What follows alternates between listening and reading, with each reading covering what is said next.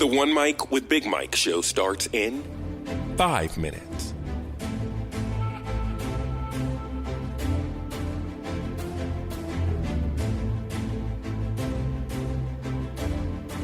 Follow the show on Spreaker.com or the Spreaker app and be a part of the show via the live interactive chat room.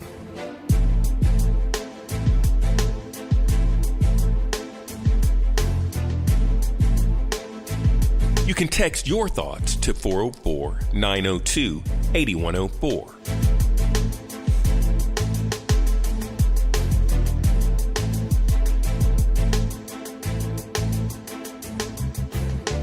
Check out the Facebook live stream at facebook.com/OneMicWithBigMike.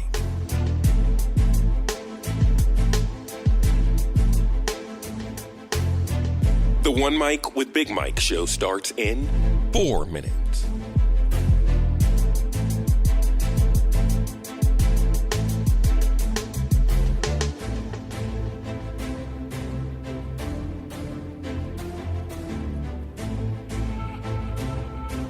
Follow the show on Spreaker.com or the Spreaker app and be a part of the show via the live interactive chat room.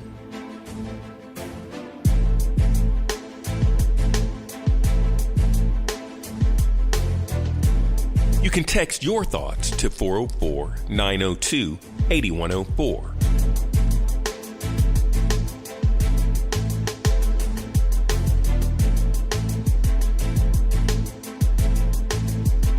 Check out the Facebook live stream at facebook.com/OneMicWithBigMike.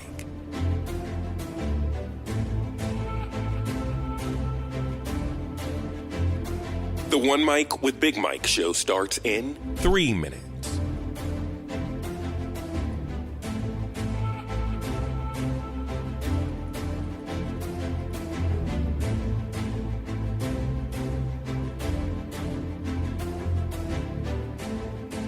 Follow the show on Spreaker.com or the Spreaker app and be a part of the show via the live interactive chat room.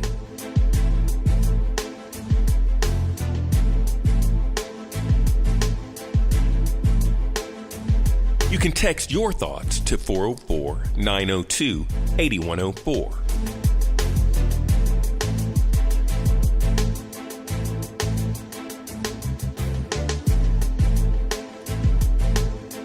Check out the Facebook live stream at facebook.com/OneMicWithBigMike.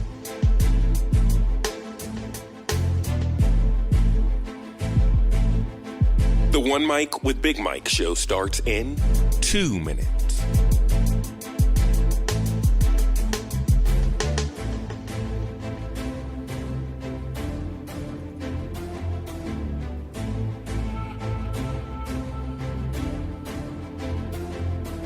Follow the show on Spreaker.com or the Spreaker app and be a part of the show via the live interactive chat room.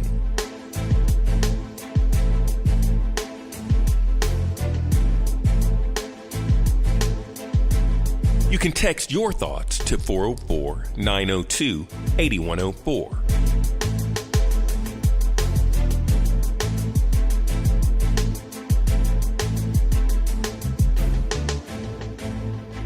Check out the Facebook live stream at facebook.com/OneMicWithBigMike.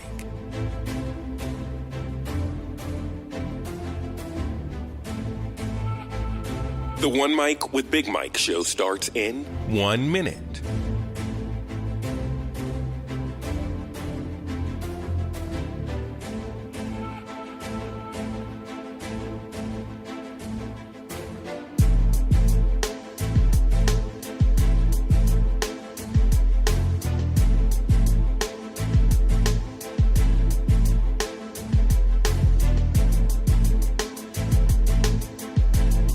The One Mic with Big Mike show starts in 30 seconds.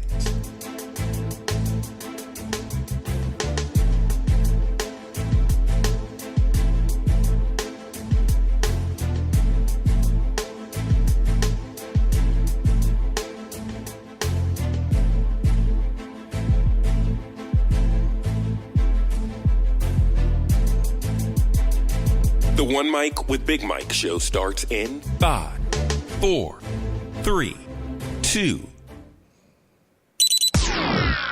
One mic. I'm back. It's the One Mic with Big Mike show. Live. There ain't no goddamn tape. Interactive and on demand. One Mic.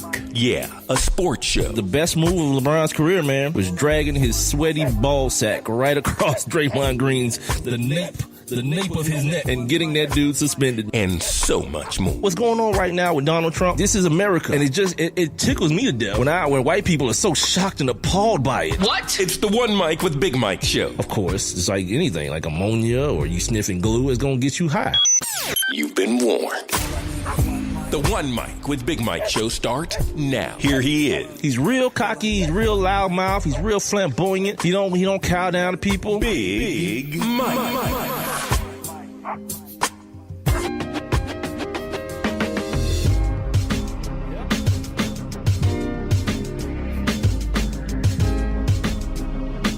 Yep, it is the One Mic with Big Mike show here, live on Spreaker.com, Spreaker.com. The Spreaker app is also available for all your mobile devices. Just head on over to your app store and download that situation. And I'm also available live every Monday, Wednesday, and Friday starting at 7 o'clock on TuneIn. I, of course, am your host, Big Mike. Don't forget the show can also be heard on demand on all of those outlets as well as on iTunes, iHeartRadio, on Stitcher, Google Play Music, and YouTube. Having some troubles with the Facebook live stream tonight. As soon as I started the show, it froze up on me, so I'm trying to reboot it now as I'm speaking to you. But if that doesn't work, you can still head on over to the Facebook page, give it a like or two. I don't know. I think you can only like it one time, but tell your friends about it as well. Let them know that they can like it. You can also holler at me on Twitter and Instagram. Follow me at the number one MICWITHBIGMIKE. Speaking of hollering at me, get involved in the show, man. 404-902-8104. That is the number that you can text the show at. 404-902-8104. You can also jump inside my live interactive chat room here on Spreaker. Do so by listening first via Spreaker, and then you'll see a little thought bubble icon. It's right there on your streaming player. Just click on that joint. It'll get you up inside the live interactive chat room where you guys can talk to me back and forth with me. You can ask my guest questions. Speaking of guests, at the bottom of the hour, my man, hadn't spoken to him in a while. My man from ESPN, Jovan Buha, is going to join me. We're going to talk some basketball, man. Finally, get a chance to talk some ball with somebody, and I do enjoy talking ball with him. So we'll do that at the bottom of the hour, which means at the top of the next hour, I'll take you guys back in time with my feature that I call On This Day, where I give you guys some historical factoids, tidbits, and so forth and so on things that happen on this particular day in sports. As far as today's show goes, got a lot of stuff we got to get into. Had a lot of stuff happen over the last few days. I didn't do a show last Friday. Had to go be with my sister, man. She had a little operation. I don't call it little. She had an operation, so I had to go make sure she was okay. But she's doing a lot better today. Up and around. She was up and around yesterday, so that was cool. Plus, my parents are here as well, so I went and hung out with them as well. Today I've been caught up in this White House stuff, this Trump, I don't know what it's called, indictment, the Russia probe, Mueller, and all these cats. Yeah, man, I've been like mad caught up in all that kind of stuff. But I did get a chance to do some adequate prep for the show. So tonight we're gonna talk some NBA stuff, of course, with Jovan Buha. But I got some thoughts I want to get out there as well. We're gonna talk about a little bit about the World Series, not exactly the games, but the game last night, which was like, oh my God. It was a good game, but, I've got somewhat maybe considered derogatory thoughts about baseball. I know, surprise, surprise, surprise. Mike is going to talk crap about baseball. Of course I am. I'm going to talk NFL as well. A lot of decent games this weekend. The weather made some games a little unwatchable. Big time game in college football on Saturday. We'll talk about what's happening tomorrow. The first college football playoff rankings are going to come out. I'm not really that big on them because I don't sit around and debate people on who should be where and wherever people land tomorrow, they just land, whatever. I'm more interested in what happens in December, which is the last rankings. Whoever is number 1 through 4, as long as I get good football out of it, I'm cool. And even if I don't, if the 4 teams that are there legitimately deserve to be there, I figure you can make a beef. You can beef with any team. Maybe other than Alabama most years being there. But as long as, everything shakes out decently, you know what I mean? Like, I don't want to see, I don't know who. like West Virginia or somebody in the Final Four, which is, I know it's not going to happen, but you get my point. Like, nobody of that ilk up in there. I'm literally cool with whatever. You know what I mean? But I know people love, like I was talking to my man Bill Bender last week. If you heard that interview, one of the guys, talks about people liking to debate the rankings and all that kind of stuff. Not really me. So other than that, I got some other NCAA news I want to talk about. I got some news on the concussion front that's, I guess, maybe a good thing. Technology is doing its thing, man. It's working, especially on well, not especially, but even on that end where people are trying to do some things to help players out, help players more adequately diagnose what happens to them on the football field, on the hockey ice, or in the hockey rink, I guess is what it's called, even in the world of soccer, any sport, any collision sport, man, that you may end up getting hit in the head. They want to do, technology's catching up to that.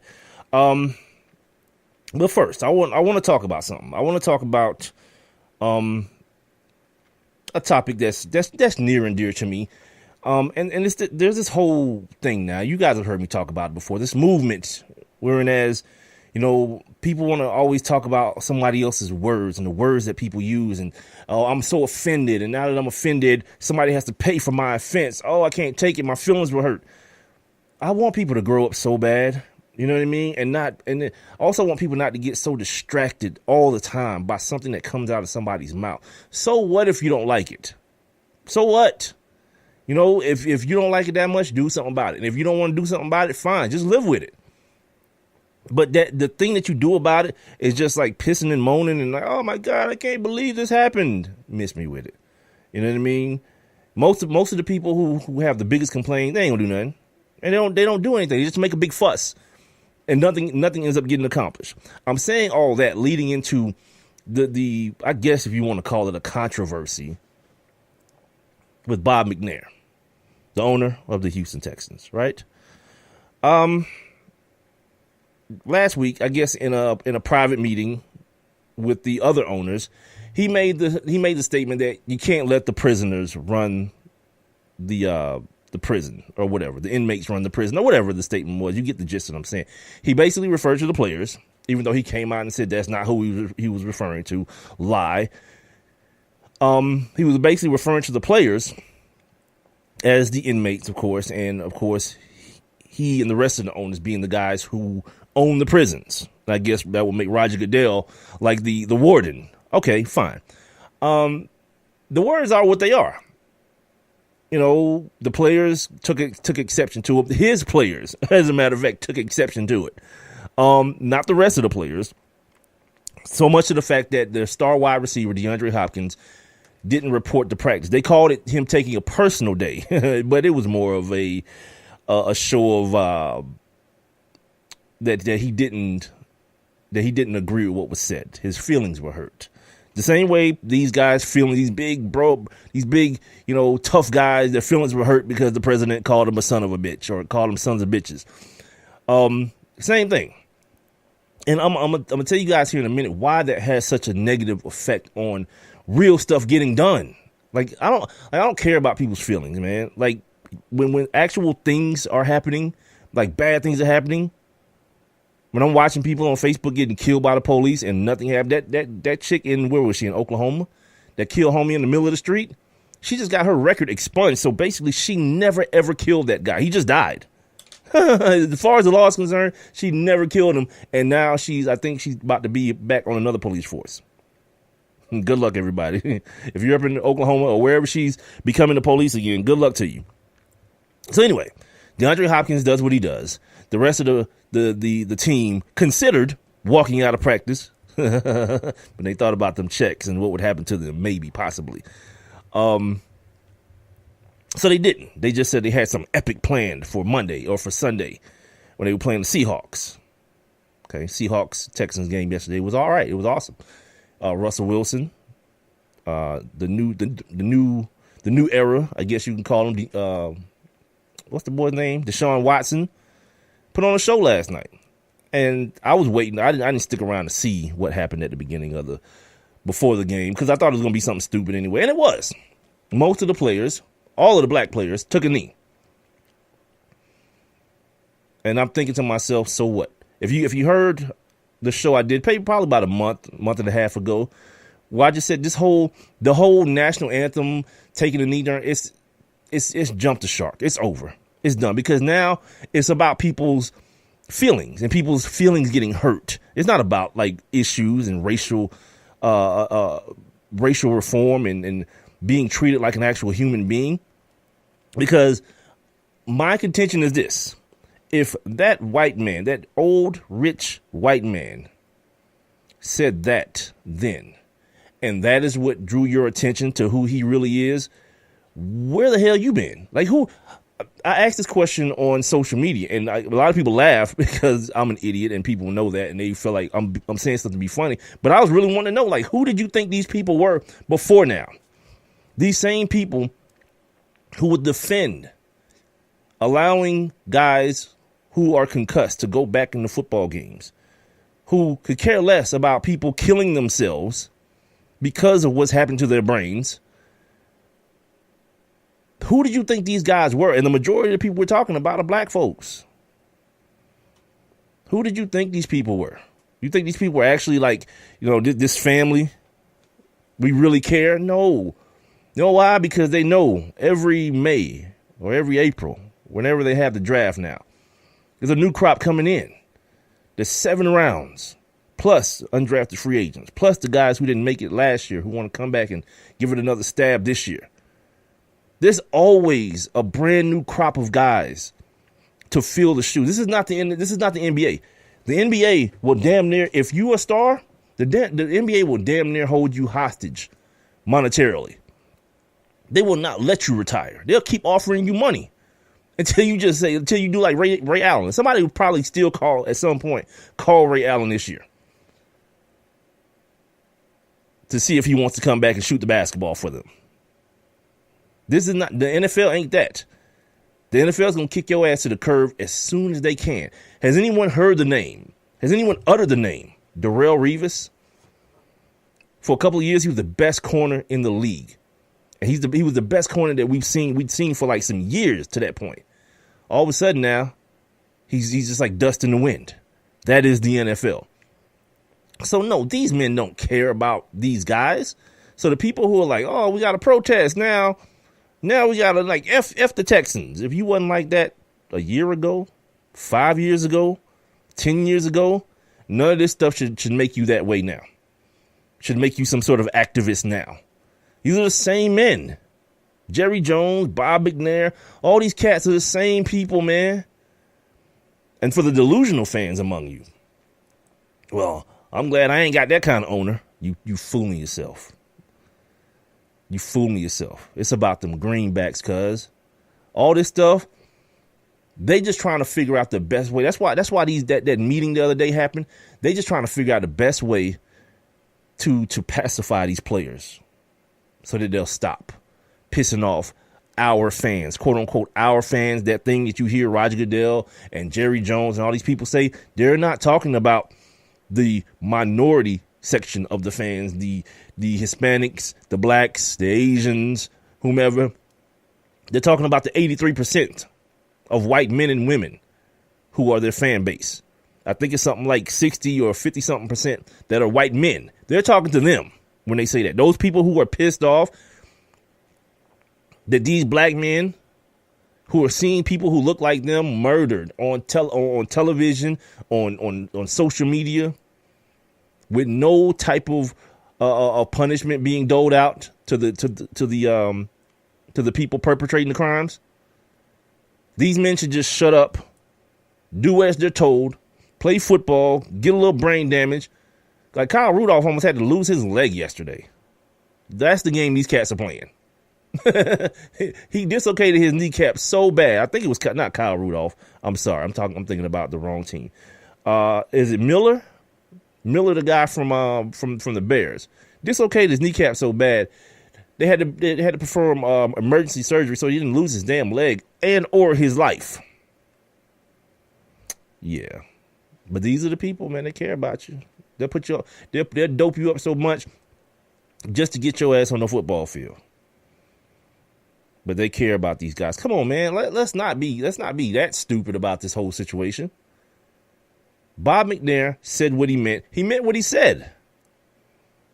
The problem I have with it all is that why did you think before then that he thought that he felt or thought anything different?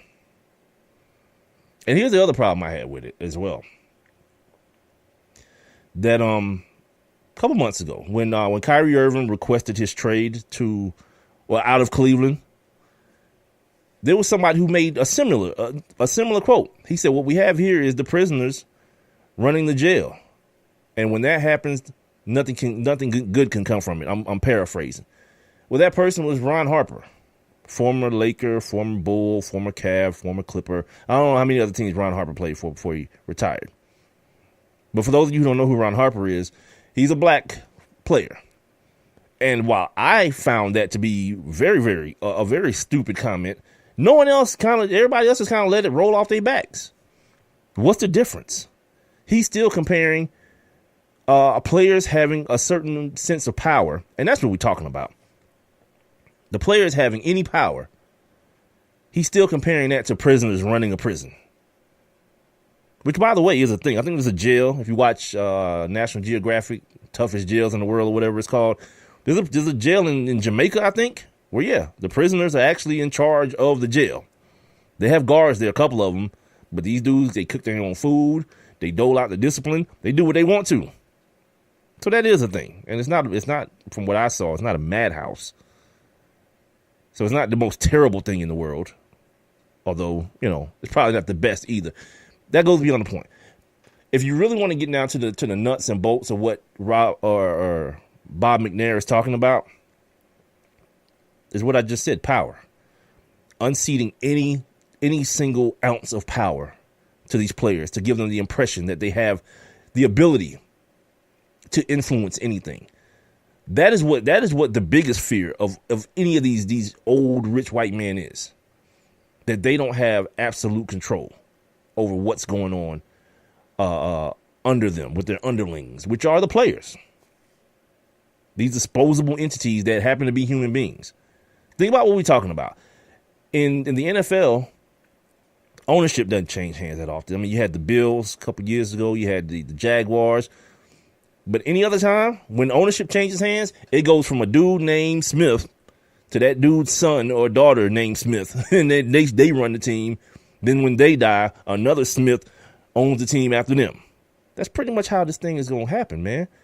So all the people who talking about, trying to invoke the name of Donald Sterling in this, stop. Stop. Them damn owners would shut the whole damn league down for that precedent gets set. Where some rich, racist white dude says something stupid and you take his team you force the sale of his team, you must be out your damn mind.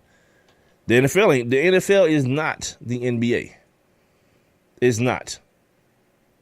LeBron saying he'll never play for the Clippers, or Chris Paul saying he didn't want to play for the Clippers, which, by the way, that's happening as well right now. From what I understand, that's happening as well, where players are like, well, the trade deadline is coming. I don't know if I want to be here. You know what you're going to do? Be right where that white man tells your ass to be. On time, too. Don't get it twisted, man. Don't start thinking that because DeAndre Hopkins didn't show up for practice one day, that's going to be a thing. No. Your man just didn't want to pour no more gasoline on his fire. That's all that was. So he went on ahead and took that L and then found a way to spin it and called it a personal day. And you know what happened? You know what DeAndre Hopkins didn't do? He didn't clarify not one bit. Not one bit did he say, hell no, I want no damn personal day. My owner said the owner of this team, which is probably how it should be stated, not my owner, the owner of this team said some effed up stuff that I don't really vibe with. So I decided I just wasn't going to come to work that day. Yeah, I was showing my disapproval with what he said. But nah, DeAndre Hopkins didn't clear it up. Instead, what he did when they started asking questions after the game, he deflected and started talking about how well the Seahawks played. Let me take y'all back to something. This is not what Colin Kaepernick decided he wasn't going to stand for the pledge about. It wasn't about your feelings, your personal pride being hurt. He specifically said, this ain't about me. Nah, hell no. It's about people who look like me but don't have the platform I have or the voice I have. It's about them. But what you seeing now, this is all about people's personal pride and what they feel like. And I'm not saying everybody, because guys like Malcolm Jenkins, guys like Torrey Smith, guys like Anquan Bolden, who, by the way, is trying to get back in the league now. And apparently he don't want to play for the Bills. The Bills are doing well. They're doing all right. But apparently he don't want to play for them, and they've granted him the option of looking for a trade somewhere else, which is another reality of NFL football. Once the number of teams that are interested in you start dwindling down, it'll eventually reach zero. And when it does, you'll find out. You'll be the last to know, by the way. And Anquan Bolden is finding out now. You know, old receiver, give me a young one somewhere. You know, give me a Juju Smith-Schuster. Give me one of those cats. Anquan, thanks for your service, but you're no longer needed. This is the One Mike with Big Mike Show. Don't forget, I got my man Jovan Buha from ESPN coming up at the bottom of the hour. We're going to talk a little NBA basketball, try to figure out what the hell's happening in the association, man. Early on, it's early. You know what I mean? We got 82 of these things, so we got a chance to pace ourselves, but he's a dude that I love talking NBA basketball with. I'm being heard live right now on Spreaker, SPREAKER.com. Sign up for your free Spreaker accounts if you would. The Spreaker app. Also on TuneIn, and of course, One Mike with BigMike.com. So yeah, the whole thing with Rob McNair, I'm not a big fan of that. This new thing, man, that people, every word that comes out of somebody's mouth is so dissected, so closely dissected. And I'm not saying what he said was right, or what I will say is that that's a common phrase, man. If you hadn't heard that before, there's a couple of different versions of it. You can't let the patients run the asylum or whatever. Like the crazy people run the asylum. There's so many different versions of that. Like, he used the one about the prisoners and the prison. But the whole notion that the part that you should be offended about is that he's comparing NFL players to prisoners. For that to be the part that offends you, like, none of it offends me. And I'm full disclosure, I'm not a very easily offended person anyway. You know what I mean? Stuff like that to me is whatever. It's peanuts. Like, I want somebody to start talking about some real stuff, something that you can really sink your teeth into. Not people calling each other names. I'm not in third grade anymore. I'm an adult. Calling names is like the last thing on my mind. But to these cats, it's a big deal. But that's not the part they should have been offended by. The offense should have been that he expects them to stay in a subservient role where, again, black man making money, the only thing you should show is appreciation. That we brought your ass up out the ghetto that you was in and made you millionaires. That's all we want to hear from you is appreciation. Thank you, boss man. That's what it boils down to. It's not about the whole prisoner and jail analogy. That's ridiculous. It's about this white man understanding that he didn't pay as much money as he paid for that team. He doesn't pay as much money out in salaries every week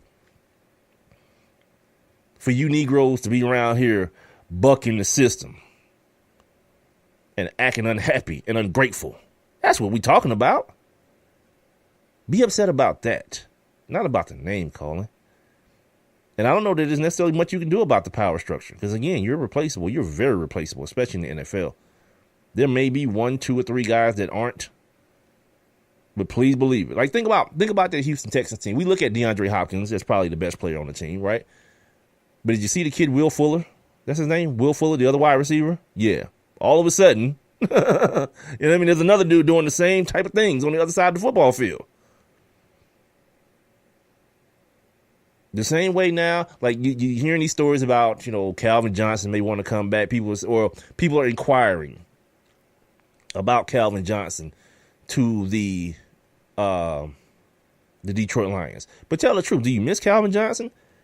Got Antonio Brown, got AJ Green, got Julio, got a bunch of dudes, got D Hop, got a bunch of dudes doing work at the wide receiver position. It's not like he left, and it's like when Michael Jordan left the NFL. It's not like that. And these owners know it. You're only here for a while. I'm here forever till I die. Cause so when you as fans and these players, I die for this. I'm a ride or die. No, the real ride and dies are the people up in that front office, the ones who cut the check. Those owners of these teams. They the ones that's gonna die in these positions. Please understand that, man. It's just I don't know, man. I don't know. And the other thing that happened before I get out here for this segment and talk to my man Jovan in the next segment, you guys remember that meeting that was held with the players and the owners a couple of weeks ago? This is where all this stuff stems from, by the way. Well, they were supposed to have another one, and the other one was supposed to happen, I think, either today or tomorrow. And it's been postponed in the English vernacular. It's been postponed. Now, the first one, Malcolm Jenkins said that Colin Kaepernick was invited to that one, and he didn't show up, but he was invited by the players. His people said that no one from the NFL invited him. So this time, apparently, the NFL is trying to say they invited him. And if I can go back 1 second, I did a show called Believe Ish When Ish Happens. Apparently now, guys like Malcolm Jenkins are starting to understand that because they came out in the meeting like, yeah, everything's swell and everything went well. And only to now be saying, yeah, nothing has happened. No moves have been made. Except for this one, in which this damn meeting, this second meeting, in which people expected Colin Kaepernick to show up at, in the light now of your man Bob McNair, happened to be canceled. Kaepernick's lawyers got some emails about this whole situation, about Kaepernick being invited or not being invited, and he decided he was going to share them by slate, or to slate. So first, Malcolm Jenkins said that Kaepernick was invited to the first one, right? I already mentioned that. Kaepernick's attorney, Mark Garagos, he said, we were verbatim told that Colin had no role. This is a quote from him, by the way. Kaepernick's legal team also reportedly had no knowledge of a proposed meeting between Roger Goodell, Bob McNair, and Colin Kaepernick himself. He's got emails between Kaepernick's lawyers and the NFLPA that also appear to back the claim that Kaepernick has not been invited to any player-owner meetings. Funny how that works out, huh? Boy. I don't know. I don't know what they want the dude to say anyway. Like what? That all you MFers have bastardized what I started, and now it has nothing to do with real issues. No one's talking about, poor education. No one's talking about the violence in the black community. No one's talking about maximum minimum, or what is it? Mandatory minimums. A few people are. I shouldn't say no one. Few people are talking about mandatory minimums. Policy reform as it pertains to the way the black community is policed. None of these things are happening. But people get to show solidarity when their feelings get hurt. And people looked at me funny. One of my former coworkers once said, he's a big community activist here. He told me one time, I think he said Martin Luther King said there is no wrong time to do the right thing. I will once again disagree with that. If you're doing what is perceived to be the right thing for selfish reasons, like the ones some of these players are doing it for, yeah, there is a wrong time to do the right thing. And it's now. If you wasn't doing it before, you didn't just all of a sudden grow balls and like, yeah, you know what, now I'm going to step up. You got to miss me with it, man. Let's take a break. Mellow out for a little while. Come back with my man Jovan Buha of ESPN. And we're going to talk some NFL, some NBA. No, we can't talk NFL basketball. We're going to talk some NBA basketball. It is the One Mic with Big Mike show. I'm here live on Spreaker.com, the Spreaker app. I'm also on TuneIn. If you guys want to holler at me, jump inside my live interactive chat room here on Spreaker. Just click the little thought bubble icon. It'll get you up in here, man. Also, you guys can text the show at 404-902-8104. You can also leave me messages here on my Facebook page at One Mic with Big Mike, or tweet them to me, or send me something on Instagram, however you want to do it. I'll be back. I have one question for you. Do you or someone you know run a business that could benefit from additional exposure? The One Mic with Big Mike show is currently taking on new sponsors and advertisers. One Mic with Big Mike is currently syndicated across 8 different online platforms, and your company's name could be heard and seen across all 8 as well. Let's get to work. Please send all inquiries to Mike at onemicwithbigmike.com. Thank you for listening. Thank you for your continued support. All I need is one mic. So you see, son, good manners are very, very important. Someday, many years from now, when you're a grown-up, you'll be a man. And when you are, you should be a gentleman. Do you want me to go through it one more time? Yes. Yes, please. Yes, please. Exactly. Always say please, thank you, you're welcome, and excuse me. Sit up straight, hold doors open for ladies. If a door's shut, then knock first. Don't burp, don't swear, don't speak with your mouth full, don't reach across people's plates, keep your elbows off the table. What table? And don't interrupt. While we're at it, don't stare, don't use foul language, don't call people names, but do remember people's names. Always share your toys, play nice, and cover your mouth when you cough or sneeze. On the bus, give up your seat to anyone who has trouble standing. Bottom line, treat others the way you'd like to be treated. Got it? Got it. And stop picking your nose. Most parenting is hard to do in just 2 minutes. But spending just 2 minutes twice a day making sure they brush their teeth is easier and could help save them from a lifetime of tooth pain. For fun 2-minute videos to watch while brushing, visit 2min2x.org. That's 2min2x.org. A message from the Partnership for Healthy Mouths, Healthy Lives, and the Ad Council. And now, back to One Mic What are we waiting for? Let's get to it. with Big Mike.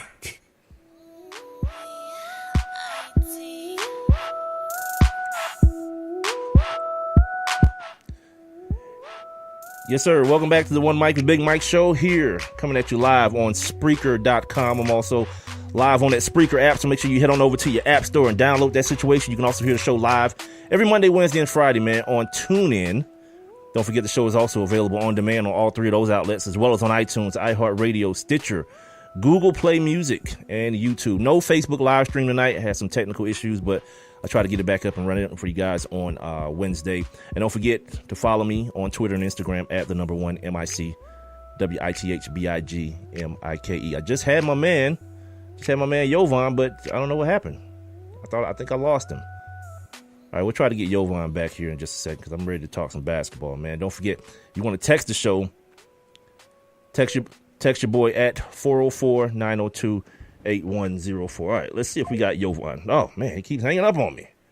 Maybe he doesn't like me anymore. I think that's the case. Let me try to call him, man. See if the homie is picking up the phone. Shout out to my man, I am no doze. Hey, you ain't late, dog. You always on time. You know, I know folks got stuff to do, got business to take care of and whatnot. Try to holler at my guy and see if I can get him back here on the line. Your call has been forwarded to. It's not. Something's wrong. Having technical issues, man. Pissed off. Well, you ain't really missed much. I am no doze. I was just talking about this dude, Bob McNair, man. Not just him, but the reaction. You know, the fake reaction that everybody gives him. Like everybody needs to be irate about something for whatever reason. They'll find anything to do it about. Oh my God, he said you can't let the prisoners run the prison. He's talking about these NFL players as though they're prisoners. All right, but now what? I know what we'll do. We'll kneel after, and this is how people get themselves told on too. After saying that the only reason they didn't kneel was out of respect for him. Anyway, we got to move on. We got to talk some basketball. I hope can you hear me, Jovan? You there? What the hell is happening here, dude? I'm about to get pissed off, man. Like, straight up. And I don't even think that's him. I think it's me. You know what I'm saying? I think that's my phone that's doing that. So, yeah, I'm about to be, like, mad pissed off, B. My man's trying to call me, and it's not working. Jovan, can you hear me? Yeah. My man. There we go. Yeah, that one you, man. That was all me. It's all good. How you doing, brother? I'm doing well, man. How you doing? Good, man. All right. Ladies and gentlemen, as promised, let me do the proper introduction here. My man, Jovan Buha, NBA editor for ESPN.com. Make sure you guys are following him online at JOVANBUHA. He's calling me from out there in L.A., man. It's a good time to be in L.A., ain't it? We got the baby Lakers doing business, the Clippers doing well without Chris Paul, the World Series going on, not the Chargers, I'm sorry, that was disrespectful, the Rams, you know what I mean, and the Rams are doing their thing. It's a good time to be out there, unless, of course, you out there and you molesting kids or sexually harassing people, which I assume you're not. So unless you're one of those people, it's a good time to be in LA. Not at all. Yeah. So it's a good time to be in LA, ain't it? It is, man. I mean, last night's loss was tough. It was a crazy game, but probably personally the best baseball game I've ever witnessed. Just in terms of how many home runs and just how exciting it was. It was a crazy game, but yeah, man, it's a great time for the LA sports scene right now. Yeah, I need them to bring that time down. That 5 hours is gonna kill me every time. Speaking of being in LA, I follow you on social media, on your Instagram and on Twitter and everything, and I saw you had a picture with the new stars of LA, the Lakers. I don't know if it's Lonzo, if it's LeVar, if it's a combination of both. But real quick, give me the skinny on them. Give me the skinny on this whole LeVar Ball thing, because I've been telling my listeners that LeVar Ball is simply the dude that we all, like, if you grew up in the black community, you know that guy. He's the loudest dude in the barbershop. He's the most boisterous guy. He was always the best at everything before anybody knew him. Y'all could ask anybody and all this kind of stuff. So I'm able to tune it out very, very easily.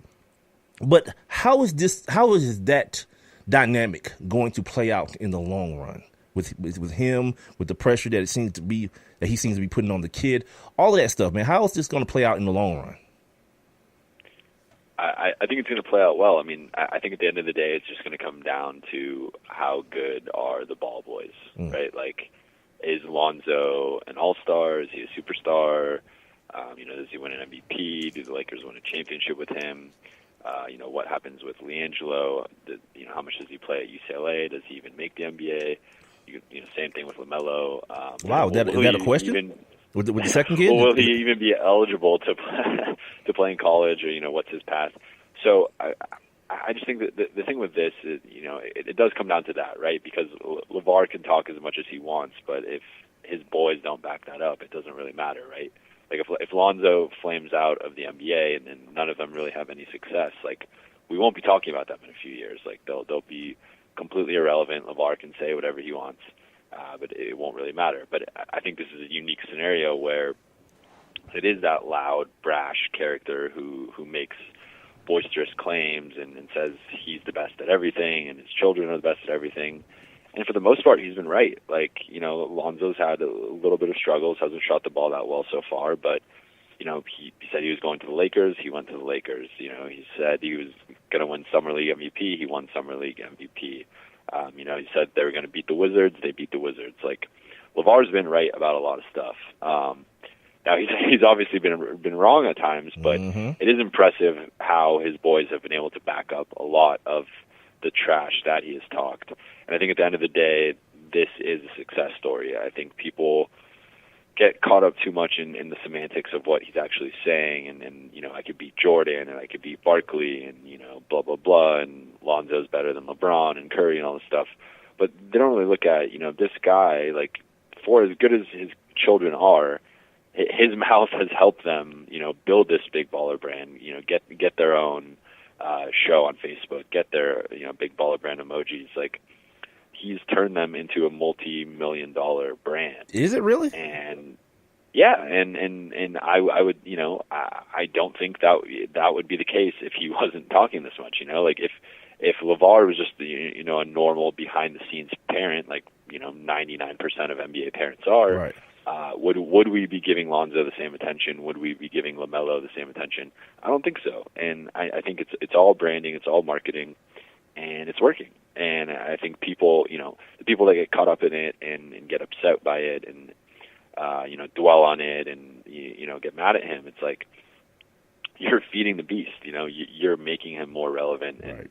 you're making him money, basically. Like you saw him, after the Laker game, or after the Clipper games for the opening night, they asked him, Lonzo didn't have the best performance. He's like, yeah, but Big Baller Brand went up 12%.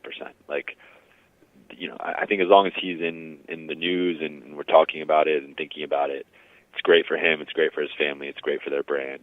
And, I think that in the day it's going to come down to how good the children are, and that's really the factor here. Like, I don't think this is going to be a Kardashian situation where there isn't much talent, but they're still relevant and making money.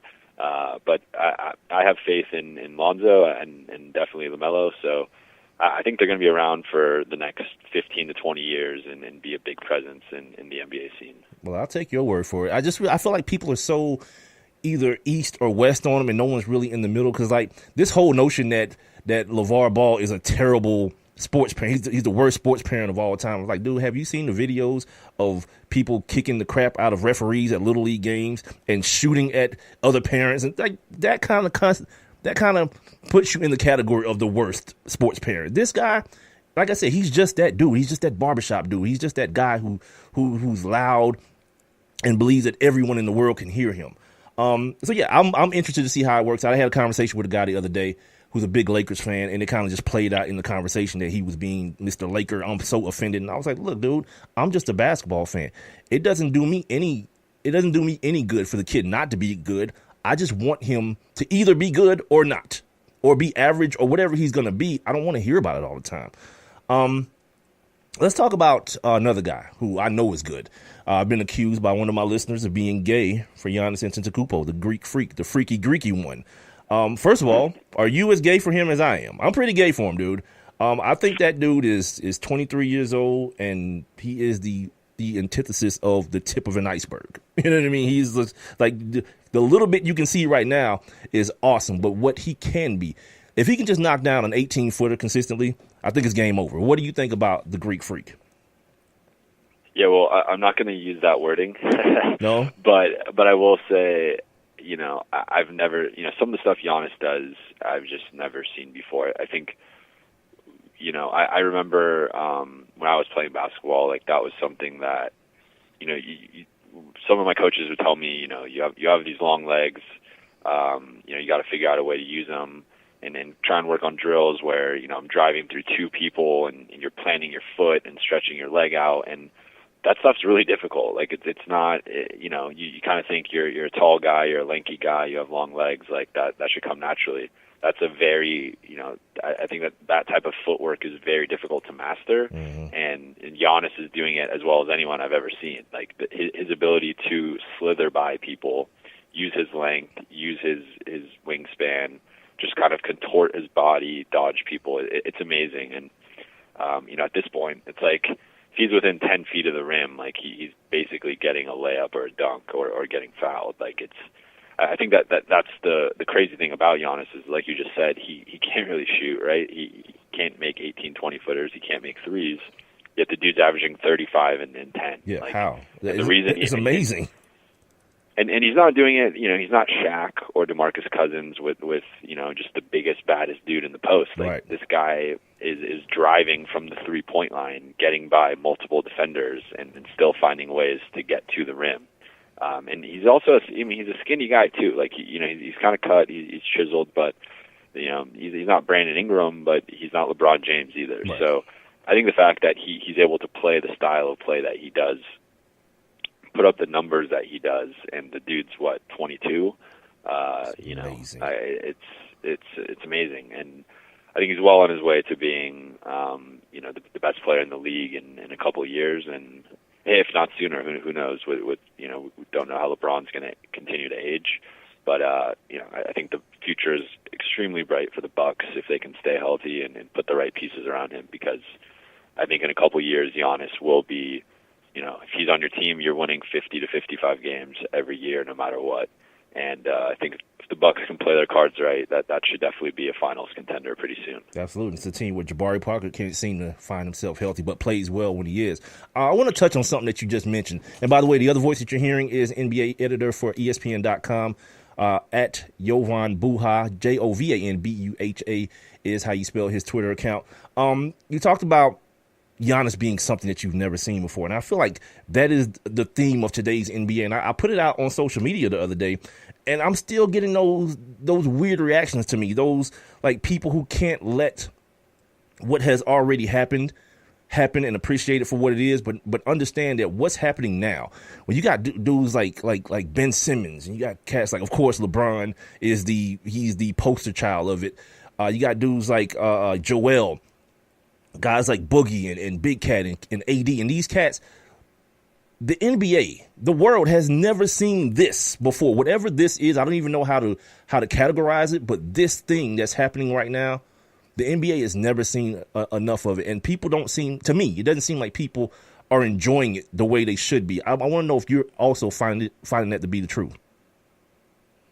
Yeah, no, and I think, again, we kind of saw it with baseball last night, and there's been a little, there's been talk of them juicing the balls and whatever, and can't throw sliders with it. The new style of baseball, being preferential to higher scoring games.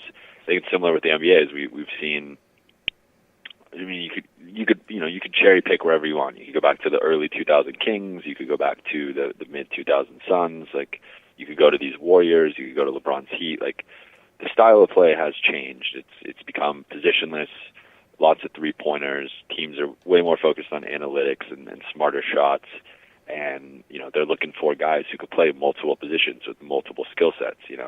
In the past, you could get away with not being able to dribble or not being able to shoot. Right. Now you're a massive liability. Like Andre Roberson, to go off on a quick tangent here, like Andre Roberson is one of the best on-ball defenders in the league. Like, he can defend 1 through 4 almost as well as anyone, not named Kawhi or Draymond. Right. Like, that dude is long. He's a really good defender, but he's basically unplayable because he can't shoot. Yeah. And he's such a liability that when the Thunder play the Warriors in a playoff series or the Rockets, whoever is guarding Andre Roberson is going to be 10 to 15 feet off of him in the paint, helping out on someone else. Dude, I used to tell, I would tell people all the time, like, people try to make these, like, if Dennis Rodman played right now, he'd be this, he'd be that. Dennis Rodman would be the same guy that you're talking about. Offensively, you're playing 4-on-5. That's what the Bulls were doing back then. They were playing 4-on-5 basketball, but because they had the best player in the world, it didn't matter. You try that right now, it's a wrap, man. You're not going to get past nobody. And it's exactly what you're talking about. I'm sorry, but go ahead. Yeah, so I think that the thing with this era is that in the past, I think the benefit to positionless basketball isn't necessarily positions, right? Like, if you actually think about it, what do positions mean? Positions are just there for us to kind of categorize players, categorize right. the offense and defense, and kind of understand it, right? Like, if you're a center, there's no, like, it's not baseball or football where you have to literally play a certain position. Like, a center can, center's all over the court. A point guard's all over the court. There's no, like, you stand here. I mean, so I think the thing that positionless basketball recently has opened up is it's just allowed for guys to have, better and more varied skill sets. And that's what we're seeing with these, quote unquote unicorns, whatever. Like, Giannis in the past would have probably been a 4, if not a 5. Like, Giannis would have been like a Lamar Odom and Anthony Randolph, like one of these guys that was, so clearly talented and gifted and skilled, but people would try and make them play out of position bigger, and not really, suit their skill set. Joel Embiid would have been parked on the block, 10 years ago and said, hey, you're only shooting hook shots and dunks and shots around the basket. That's it. You're not taking threes. You're not beating guys off the dribble. Porzingis, well, you're not even going to play because you can't grab 10 rebounds a night and you can't defend guys at the post. So Porzingis, it doesn't matter. You can shoot. Like, you're a soft European player. Like, go on the bench. So I think now, just with the way the current league is set up, I think everyone is encouraged to have more skills. If you're a big man, I mean, it's almost become weird if you're a big man that can't shoot threes now. Like, we're seeing Brook Lopez, Marc Gasol, Al Horford, go down the list.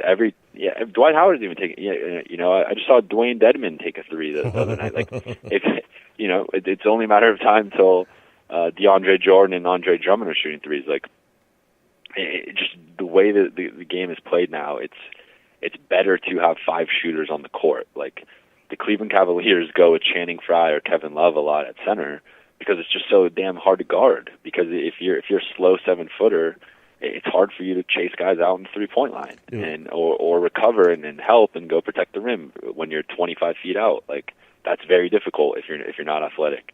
So I'm a big fan of the current NBA. I believe in evolution and guys getting better and smarter and more skilled, and I think the current teams could beat the teams of the past. And I'm really excited for this postseason because I think as the league continues to evolve and get better, like we're only going to see better and better basketball. We're going to see high-scoring games. We're going to see three-point shootouts, and we're just going to see exciting basketball that I think we've seen the last few postseasons, and it's only going to continue to get better in my opinion. See, that's why I like talking to you, man, because you're a sensible human being, man. You're not one of those romanticizers that's like, oh, man, the stuff that happened in the 50s was awesome. Really? They were dribbling with paddles on their hands, man. If you put Oscar Robertson against Kyrie Irving right now, he lose his mind, first of all. His brain would probably explode. But you took me somewhere that I wanted to go as well. When you start talking about guys being phased out of the league, I read an article probably, I don't know, maybe last month sometime, about Monte Ellis and the type of player that Monte Ellis is and him not having a place in this league. And I feel that same way about Dwayne Wade, not just because of his age, but because his game, as we're talking about evolution, it never really evolved. So now you look at a guy like Dwayne Wade, who's gone from the Heat to the Bulls. Now he's on the Cavs. And the Cavs don't need anything but shooters. That's what they need because their eye is on one prize, the Golden State Warriors. That's it. And that's how you beat them. You have to shoot and defend. Dwayne Wade can do neither. My question for you is a twofold one. I want to know if you share my opinion on the league kind of like evolving past a guy like Dwayne Wade, one. And two, could he be the first piece in LeBron remaining in Cleveland? I kind of had this kind of hypothesis the other day where it kind of lands on the subject of that banana boat crew, as they're called, playing in one place or playing together before their careers are over. Well, Dwayne's already there. Chris Paul's on a 1-year experiment. So is Carmelo.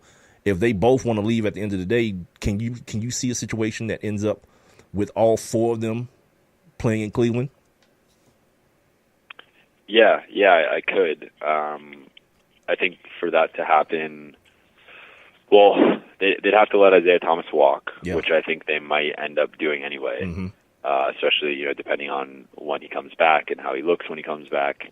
But either way, I would not feel comfortable paying a player who's about to be 30 and he's either 30 or about to be 30 and he's 5'7". On a good day. Really, if you look at Isaiah Thomas's career, like I think when we look at his career 10 years from now and he's retired and we can look back, I think this last season with Boston is going to be an outlier. He's going to be a good, solid player, fringe all-star most years, but this like MVP candidate, magical Eastern Conference Finals year, I don't think that's going to happen again for him, in my opinion. But so to get back to what you're saying, though, so I think Isaiah has to walk. I think they'll have to move Kevin Love, and I think they'll either have to move J.R. Smith or Amon Shumpert, maybe in the Love deal.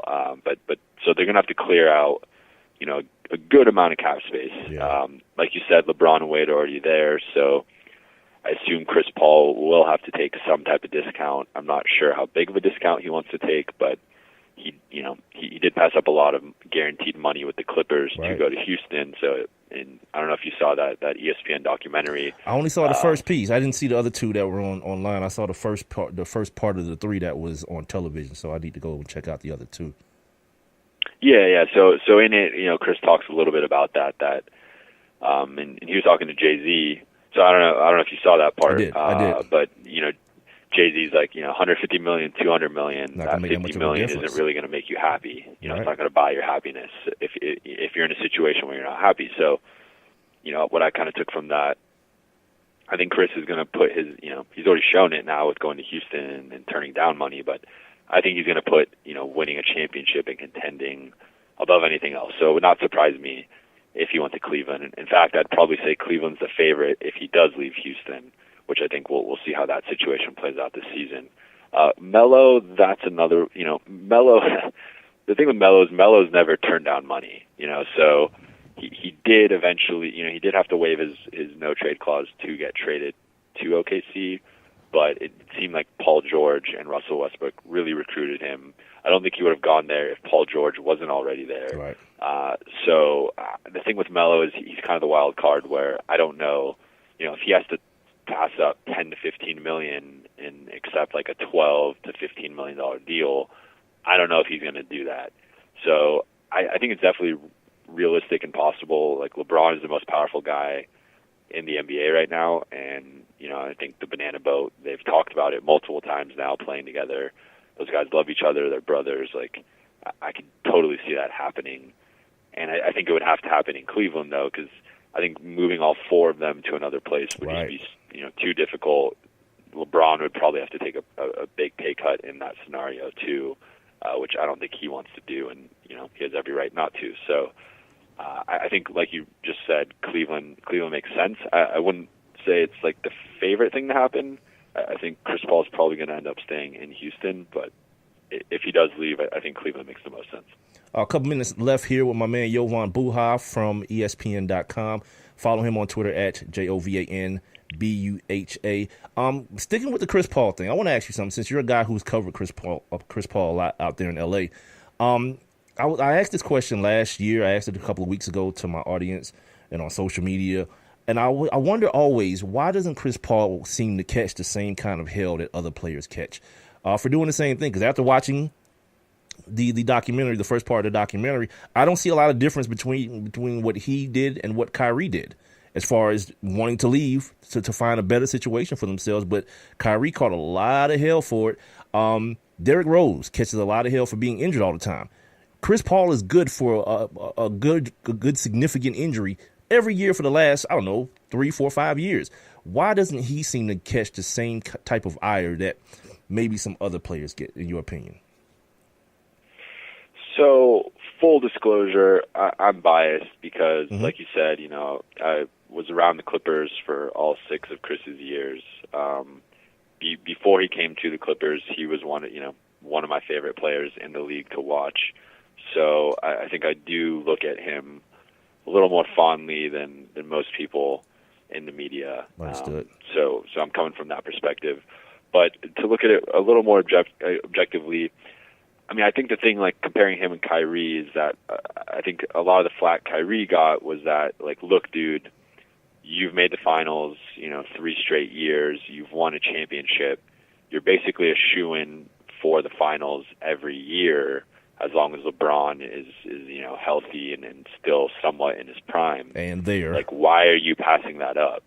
So I think I think when you because I think a lot of people with Kyrie, it was like, you're giving up a great situation where you can contend every single year to go be the man and kind of prove yourself, which is fine. I don't really, I don't fault him for that. He's 25. He's about to be entering his prime. Like, he has every right to do that.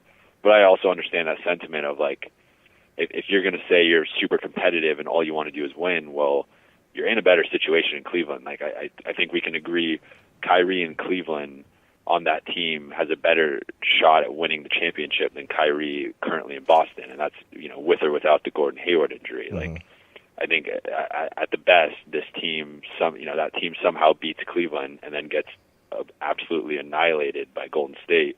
Whereas Kyrie, with LeBron, I think we've seen, like, and they did win the title in 2016. And I think this year's finals, although it was in 5 games, a couple of those games came down to the last few possessions. And, a shot made or missed here or there, that's maybe a 6 or 7 game series. So I think, Kyrie passing that up to go be the man and kind of stroke his ego rubs some people the wrong way. But what about the uncertainty, though? The uncertainty of LeBron maybe not even being there and him being left in the same position that's true. I mean, I think, I think people faulting Kyrie shouldn't have faulted Kyrie, right? So I think the other element of that, too, is that, people wondered how big of an influence Kobe had on him and, like, the Mamba mentality. And we know Kyrie's someone who has looked up to Kobe and right. has, publicly stated that. And a lot of people don't like Kobe and they don't like that mentality. So they kind of viewed it almost as, sort of the Kobe Shaq breakup, where it was like, this young guy doesn't realize how good he has it with the best player in the league, who back then it was Shaq, now it's LeBron, and he wants to go prove it on his own. And it ended up working for Kobe, but Kyrie isn't Kobe, so we'll see how it plays out. But so I think the thing with Chris, though, is like Chris was in a situation for 6 years where they, continually underachieved. They won 50 games every year and would lose in the first or second round. Mm-hmm. And they had, 2 of the most excruciating playoff series losses I've ever seen. The OKC meltdown, that was Chris's fault. Then the Rockets loss, which was just the Clippers' fault overall, blowing that 19-point lead. So I think for him, it was just kind of, this is an old situation. We clearly have some type of ceiling. We can't get past the second round. I want to go win, and I'm going to, I think there's also some people kind of credited him, like he passed up money. He could have gotten a 5-year, $210 million deal with the Clippers and stayed. He passed that up. There's a real, speaking of him going to Cleveland potentially, like there's a real possibility the Rockets don't give him that money. Like I could definitely see, like Daryl Morey has no Daryl Morey is a smart guy. He has no loyalty, and we've seen that. The Rockets treat every player like a commodity. They will move anyone at any time, with the exception of probably James Harden, and maybe he isn't even untouchable. Like anyone on that team can be traded at any moment. And the Rockets, usually have 2 or 3 trades every year because they are never satisfied with their roster and they're always looking to move guys. So it would not surprise me at all if they don't want to re-sign Chris Paul. So that to me is like Chris Paul put, 200, there's a chance he doesn't get that $200 million next summer from anyone. Yeah. And he risked that to go to a better situation. Derrick Rose, it's a whole other thing.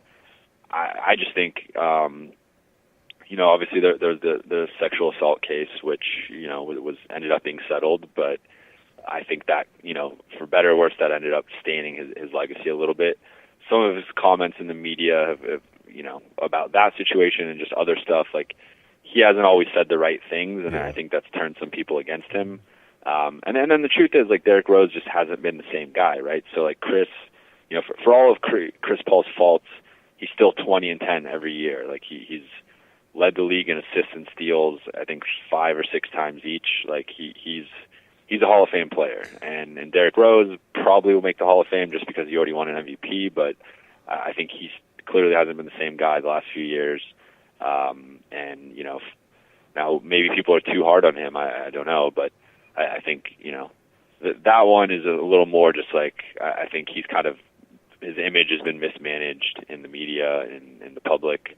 So that, I think that's a little bit of a separate issue. But, I think Chris probably deserves a little more flack than he's gotten. I also think that he has this perception that he's this super competitive, Kobe, Westbrook type. Right. Exactly. So, when you're that type of guy, you usually don't get as much flack because, everyone knows Kobe wants to win. Everyone knows Kobe will fight a teammate to win a game. Chris Paul has that same reputation, so I think his losses don't stain him as much as other guys do because they don't have that same reputation. So I feel like once you kind of get that reputation, you're almost untouchable in the media because, you can never say Chris Paul doesn't want it. You could say he had a bad game or he missed a clutch shot, but you can never say Chris Paul isn't, balls to the wall, doing as much as he can to help his team win, because he clearly has that dog in him. So that was a long answer. That's cool. But I think you're right. Like, I think he probably should get a little more criticism than, and it's going to be, to me, I think he already has gotten some criticism just because statistically, like, in the analytics community, Chris Paul, a lot of, people who are like the nerdy, most obsessed people, Chris Paul, like, to some of them, is like the second or third best point guard ever. No, dude. I read the article. He is the second best guard, period, of all time. But when you get to the advanced analytics, I was just about to mention that to you. Chris Paul is Michael Jordan, then Chris Paul, and I say that to people, and they're like, "What? Yeah, the nerdy people you're talking about have broken all the numbers down and everything. Chris Paul is the second best guard in NBA history according to the advanced numbers. That's wild stuff to me. But who am I? Who am I, the dummy, to argue with nerds? I can't do it. You know what I mean? So I just take their word for it. Yeah, man. I gotta run, dog. I gotta take a break, man. But this is always. I don't even do this with football. I call no one for football, dude. I call you to talk basketball with you, because I love doing it, man. And we're gonna do it a couple more times before the season's out, man. I appreciate your time, Jovan. I appreciate it, Mike. Always good to talk to you, man. No doubt. Make sure you guys follow my man on Twitter at Jovan Buha. I went a little bit over, but man, I don't talk to that dude enough, man. It's basketball season, man, and you guys know I don't do this with football, man. Like, football's gonna take care of itself, man. Everybody in the world want to talk football, but no one really wants to talk basketball. So I do it here on the One Mic with Big Mike show. I'm going to take a quick break, come back. We got to do On This Day, and we'll move on. We'll talk a little bit more about some of this basketball stuff, move on to some of the World Series stuff that happened last night, and some stuff out of the world of the NCAA, and then we'll get the hell up out of here, man. It's the One Mic with Big Mike show here live on Spreaker.com, also on the Spreaker app, and tune in. I'll be right back. I have one question for you. Do you or someone you know run a business that could benefit from additional exposure? The One Mic with Big Mike show is currently taking on new sponsors and advertisers. One Mic with Big Mike is currently syndicated across 8 different online platforms, and your company's name could be heard and seen across all 8 as well. Let's get to work. Please send all inquiries to Mike at onemicwithbigmike.com. Thank you for listening. Thank you for your continued support. All I need is one mic. So you see, son, good manners are very, very important. Someday, many years from now, when you're a grown-up, you'll be a man. And when you are, you should be a gentleman. Do you want me to go through it one more time? Yes. Yes, please. Yes, please. Exactly. Always say please, thank you, you're welcome, and excuse me. Sit up straight, hold doors open for ladies. If a door's shut, then knock first. Don't burp, don't swear, don't speak with your mouth full, don't reach across people's plates, keep your elbows off the table. What table? And don't interrupt. While we're at it, don't stare, don't use foul language, don't call people names, but do remember people's names. Always share your toys, play nice, and cover your mouth when you cough or sneeze. On the bus, give up your seat to anyone who has trouble standing. Bottom line, treat others the way you'd like to be treated. Got it? Got it. And stop picking your nose. Most parenting is hard to do in just 2 minutes. But spending just 2 minutes twice a day making sure they brush their teeth is easier and could help save them from a lifetime of tooth pain. For fun 2-minute videos to watch while brushing, visit 2min2x.org. That's 2min2x.org. A message from the Partnership for Healthy Mouths, Healthy Lives, and the Ad Council. One mic. I'm back. It's the One Mic with Big Mike show. Live. Ain't no goddamn tape. Interactive and on demand. One Mic.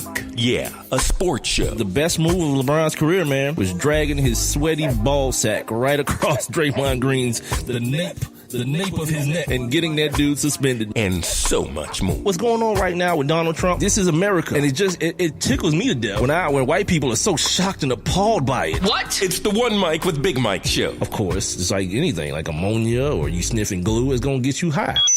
You've been warned.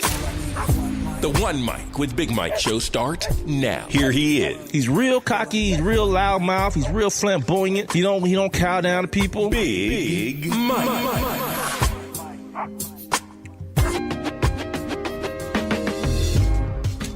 Yes, sir, man. One Mic with Big Mike show here live on a Monday. Spreaker.com is where you're probably listening to me. If not there, then on the the TuneIn app.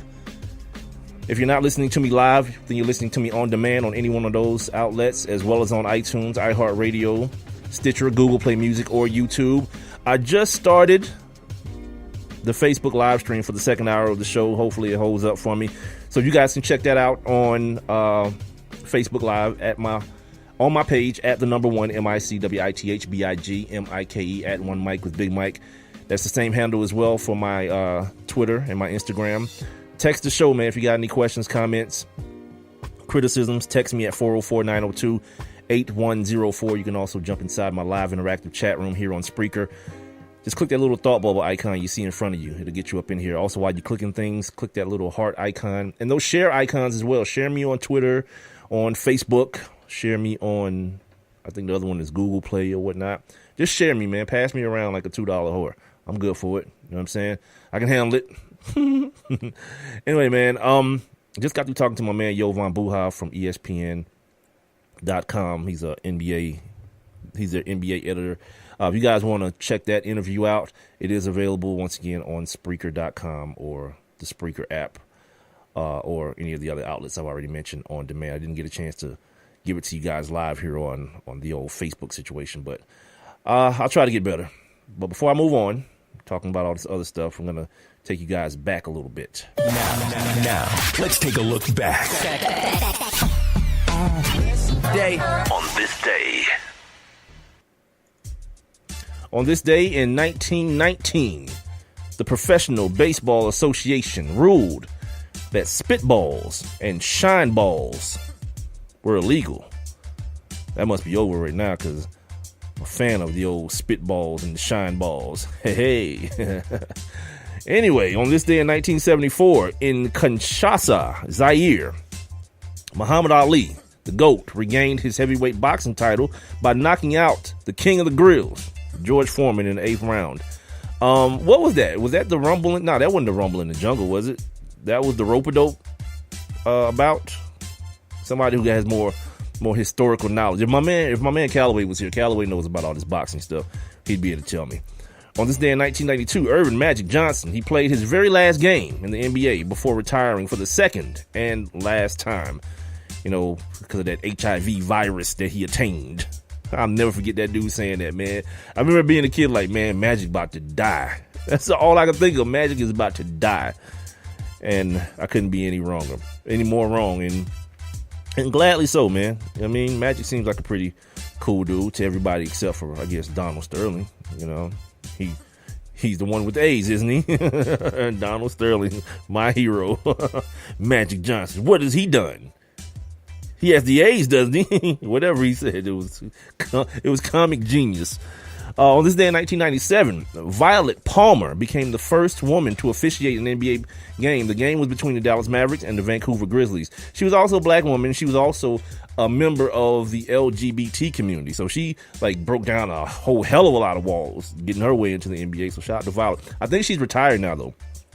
I think she's since retired from her life as an NBA ref. On this day in 2001 in New York City, U.S. President George W. Bush threw out the first pitch at Game 3 of the World Series between the New York Yankees in English and the Arizona Diamondbacks. Which one was W. Bush and which one is HW? W is the one who was around with 9/11, right? And the other one is the dude that was groping bras' booties and stuff from the wheelchair. That dude threw out the first pitch last night too. They just keep rolling his old ass out of stuff. Had him flipping coins at the Super Bowl, man. That dude looked like they just pulled him out of the ground, B. Like they had already had his funeral and everything. They were like, come up out that coffin and let's go. Let's do a first pitch. And finally, on this day in 2001, Michael Jeffrey Jordan returned to the NBA with the Washington Wizards after a 3.5-year retirement. The Wizards lost that game, 93-91, to the New York Knicks. I don't even recognize that as a part of basketball history, by the way. The alleged Michael Jordan Wizards years never happened. I remember being a kid, man, or I was in college, I think, at the time, and see people like walking around with 23 Wizards jerseys, and see them in the mall, up in Champs or whatever, in the window. It felt like it was so disrespectful, man. I feel like Mike disrespected me by doing that, by playing for the Wizards at that time. And just, the last shot that Brian Russell, however you want to say his name, he's either Byron, don't call me Brian, or Brian, don't call me Byron, whichever. That should have been it, man. The pose, all that should have been it. But, if anyone could ruin a legacy for me as a child, it's Michael Jordan. This is one of those things where got me to stop having favorite players and things of that nature. That was part of my growing up process. It's now when I see grown men doing that now, that's why I feel like it's so damn ridiculous. But no one cares. People still do stupid things. People still think they can affect the games that go on Sundays and the basketball games that happen. Speaking of basketball games tonight, man, you get to see Clippers and Warriors. I didn't get to talk to Jovan about that. I had a lot of stuff I wanted to talk to him about too. I wanted to ask him about, since he's around NBA players all the time, I wanted to ask him about dead bugging, because it was on LeBron James' show. And I do have the belief that LeBron James not only executively produces that show, but he's like a technical advisor too, to make sure that they keep it real on the show. That's not too far-fetched from what really happens, man. So the dead bugging thing is really something that I'm just really, really wondering about. Then, the Gabrielle Union interview on on Hot 97 or the Breakfast? No, it was on Sway's show. Where they're talking about eating dudes' booties and stuff. I don't know, man. Certain things that happen in life allow my age to be shown very, very, very, very truly. And that is one of them. My sign has remained the same back there. Exit only. Feel me? Exit only. All right. A couple things I want to get through real quick. In the land of the NFL, before I move on here, Marshawn Lynch, I don't know if you guys saw this. Marshawn Lynch was playing. He was practicing in his suspension week, his other off week, with some kids at a high school, and he wasn't showing them kids no mercy. You know what I mean? Like in true like beast mode fashion, he's out there just running over kids in full pads too. By the way, this grown man who's the trillest dude of all time, and apparently some rules were probably broken, and, and they're gonna have to penalize the school for allowing Marshawn Lynch to do that to people's children. The Falcons won last night, if anybody cares, or yesterday, if anybody cares, and that false sense of security that just washes over these people here in my city is back, boy. They feel like they beat that badass Jets team who, in many people's anticipation, didn't even feel like they were going to try to win any games this year. But the worst that kid Sam Darnold does at USC, and the more it looks like he's going to go back to school, it's like, we might as well win a few games while we're here. It was a terribly played football game. It was a sloppy football game. But as they love saying here in Atlanta, a win is a win. Not really, but keep believing that. I want to talk also about the touchdown celebration thing. They're fun, and people are getting like mad creative from it. But I wonder if the NFL is taking like that, let the baby cry itself out approach to this, because eventually it's gonna get lame, right? And I feel like eventually it's gonna get lame, and people are just gonna stop doing it because one, you run out of stuff to do. Because as you can see right now, no one's dancing anymore. Everyone's just doing the most wildest, outrageous thing you can possibly do. It's like telling a kid that you can have anything. I'm not cooking no dinner. You can have anything in the refrigerator you want. And the kid goes immediately to like the ice cream and opens up the pantry and hits the cookies and everything in the world that you're not supposed, the old birthday cake, whatever, and just like pigs out on it. And then eventually, of course, the kid is going to get sick and vomit. It feels like that's what's going on with this celebration thing, because it's getting like way, way loose. And I'm not being an old guy criticizing it. I'm just saying it feels like there's a bigger plan to this. Like let them do what they want to do, let them get it all out, and then once they do, they'll more than likely self-govern. At a certain point, maybe it happens, maybe it doesn't. And the final thing, and I alluded to this in the first segment. The final thing is more serious than that. I wanted to hit on the fact that there may be in the very, very near future a blood test that helps determine the extent of, I don't call it brain damage, the extent of concussive damage to the human brain. I'm sorry, I'm looking for it right now. Here it is. Some researchers think a blood test may soon be one way of detecting the problems that come about from head trauma. Is the word I'm looking for. A guy named Kevin Horosky, he's the chief executive of a company called Quanterix. Some black child somewhere is already named that. Quanterix. He said at this point, there are probably as many as 20 to 25 incredibly insightful biomarkers for brain health. He goes on to say that we are hopeful we'll be able to transform brain health in the way we've transformed cardiac health and even cancer health. And he's talking about the way they can like biopsy and do blood work to detect if someone has cancer and things of that nature.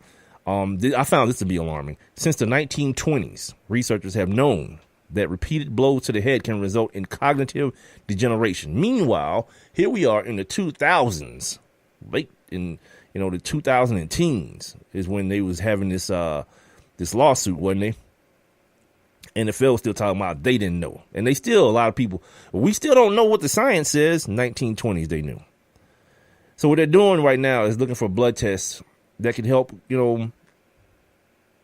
manage the neurodegenerative diseases like, CTE and things of that nature. And also based on like some of the ways guys can circumvent these baseline tests that tell you when they're ready to come back on the football field. Because apparently right now, Joe Flacco is ready.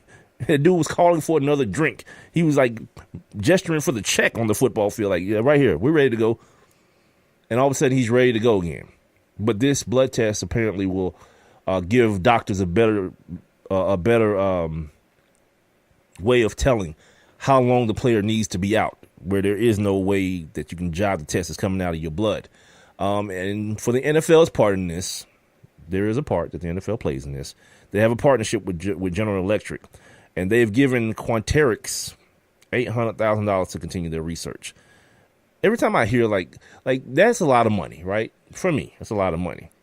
But when it comes down to things like this, I happen to know that in America, to get a medication to market in America, unlike any other country, it costs a minimum of $1 billion and takes a minimum of 10 years. So when you put that into, we're not talking about a medication, we're talking about a technique. But either way, to put that into context or into some sort of context here, the NFL gave $800,000. This is along with General Electric's and a partnership gave $800,000. Sometimes you can tell how serious people are by, where their money flows. So anyway, researchers now consider blows that do not concuss but produce altered states to represent a cumulative danger, meaning is what I've been talking about this whole time. If you listen to the show, it's not those like Joe Flacco got knocked out on the football field blows that people need to be worried about, especially when you're talking about children and their undeveloped brains.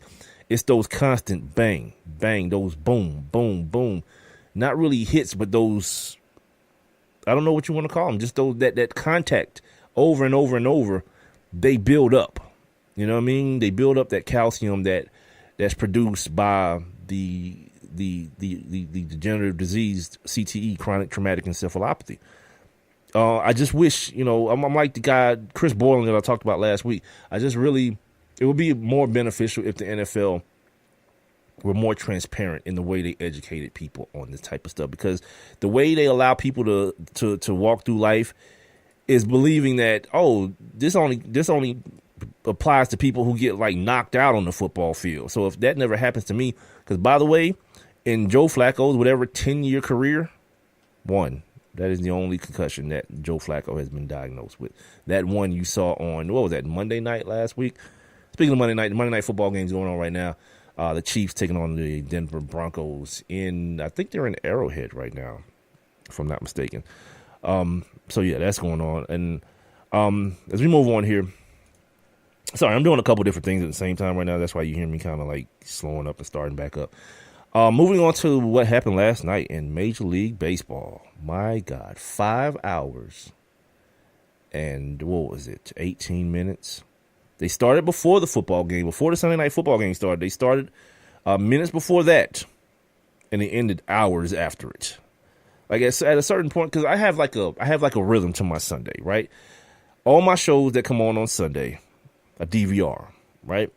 So I can kind of try to at least a little bit concentrate on the football game. When the football game's over with, or when it gets out of hand, whichever one comes first, I start watching my DVR stuff. I watch Vice Principals. Before that, it was like Shameless. Shameless comes on again this week coming up, but Insecure is what I'm trying to think of. Ballers, all those things that I watch on Sunday. And some new shows now. But with this baseball game, man, I just had to watch the StatCast on my phone, where they kind of show you where the pitch is coming from, who got the hit. And it feels like the same thing as watching it on TV. There's literally no more action happening on that little ESPN app than is really happening on the baseball field. And I was satisfied with that. I thought the game was over. When my man was getting shelled in like the 7th inning by the Astros, I thought it was all said and done. Not so much. But the thing I mainly want to talk about this series or whatnot was the dude that is going to be suspended. And I don't know a lot of baseball players' names, so, forgive me. Yuli Gurriel going to be suspended next. He's going to be suspended next year for the first 5 games for doing something that children do.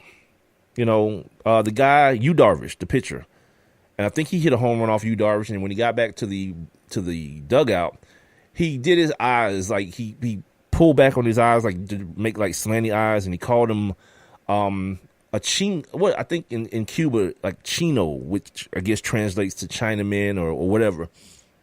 Yu Darvish is from Japan, and I can see where that is a thing. You know what I mean? Like people, and like Asian cats, they expect for you to know that if somebody's Korean, somebody's Japanese, someone's Chinese, someone's Vietnamese, they expect you to know, and it's a real deal. But the man, just the big deal that was made out of it, my God. he did something Chinito. Is that what it is? Chinito is the word. So now I know a derogatory term, and I don't know. Is that Spanish? Cuban? Is it the same thing? Maybe. I don't know. Whatever. The big deal that was made out of it, it's like, golly, come on, at some point, man, when are the adults going to speak up? You know what I mean? Like, I was watching, if you ever watch those old interviews, that Dr. Dre documentary, I can't remember the name of it. It was like a 3 or 4 part series talking about how Dr. Dre went from, Dr. Dre to the NWA days to, the aftermath days after the Chronic album, and him trying to come back to where now he sold the Beats Empire for like $1 billion, all those things, right? And as they're showing like these interviews, these real ass interviews with like Eazy-E and these guys, these news reporters who are interviewing Eazy-E, these people who are talking about the group, they are saying the N-word. And I don't mean that, damn it, they're saying nigger on TV over and over again. You know what I mean? And just here recently, that's changed because of the new environment that we live in. And it's gone from that to the N-word. And I always ask people, when I was working at the radio station, I wanted to do this experiment, but nobody was brave enough to do it. I told all the white people, you should call every black person that you see, call them N-word. Like, you say, what's up, my N-word? Don't say it like you're mad at them, but say it the way we would say it. N-word, you crazy. But just say N-word. Don't say nigga, say N-word. And see if that person still gets offended the same way. So I don't understand the difference. If you know what they mean, or if you're going to still get mad anyway, they might as well say the word. They might as well just say it. You know what I mean? But again, like I said in the first segment, I'm not the most easily offended person. I'm very hard to offend. So those type of things don't do anything to me. Names and people making faces, because I'm an adult. I'm a grown ass man. And the stuff that gets made out of this, a guy that I really respect. You guys hear me talk about him on this show. His book, The $40 Million Slave. I think it's William C. Roden, Bill Roden. He was on AM Joy this weekend, and he was so livid about this. I'm like, really, dude? He said, my man. He said he basically cost his team. The series is tied at this time, now 2-2. He said this guy basically cost his team the World Series. And I was like, how? How? The dude, Darvish, said he'd forgive him. He said, no big deal. I'm not going to make a big deal out of it. People do that kind of stuff. And it's true. People make jokes. People pick at people. It happens. I have a theory that the world as we know it right now is being run by all those people that used to get picked at in school when we was younger. Those are the people who, because they didn't have nobody to hang out with, they did their work. And got good educations, they got good jobs, and they find out how to use this social media stuff better than anybody else to make like one person's irate voice appear to be like 700 people or 1 million people or whatever. So that now every time something happens, people have to find a way to excuse themselves from it or distance themselves from it. And somebody has to apologize for it. Look, man, let me tell you something. As long as people keep living in this farce where they believe that there is a world where everyone likes everyone, nothing will ever get accomplished. Because all you doing right there, you trying to chisel through a boulder with a butter knife. You're not gonna go nowhere. Understand, man, people cannot like each other for whatever reason. That's not the stuff that needs to be changed. What needs to be changed is the way people are treated because of people's dislike. The fact that you'll lock me up for 10 years for some weed, but send some white person to rehab for their opioid addiction. That's the stuff that needs to change. The fact that the police can literally say they killed me because they were afraid, not because I approached them in any type of way, not because I had a weapon, but merely because I'm black. You know how I know that's a thing? Because Cass is getting shot in their back, walking away or backing up to the police, and still getting gunned down in the middle of the street. So it has to only be one thing. The one that this lady that I was talking about earlier, with this lady's getting her record expunged, her husband happened to be the guy driving the news helicopter. He's, 1,000 feet up. Only thing he can see is that this is not a white guy.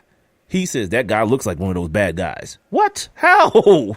How can you see that from where you are? You can see that he's black, though. That's the stuff that needs to change. That kind of stuff. You liking somebody, no, everybody's not going to like everybody. And people getting picked on, that's just, I don't know, to maybe out full disclosure, because I wasn't one of those people getting picked on in school. Maybe I have a slant to what I'm saying to you. But that doesn't mean no one can say anything. Because at a certain point, everything has the capability of offending somebody at a certain point. So when does it stop? So people feel like this guy should have been suspended for the World Series.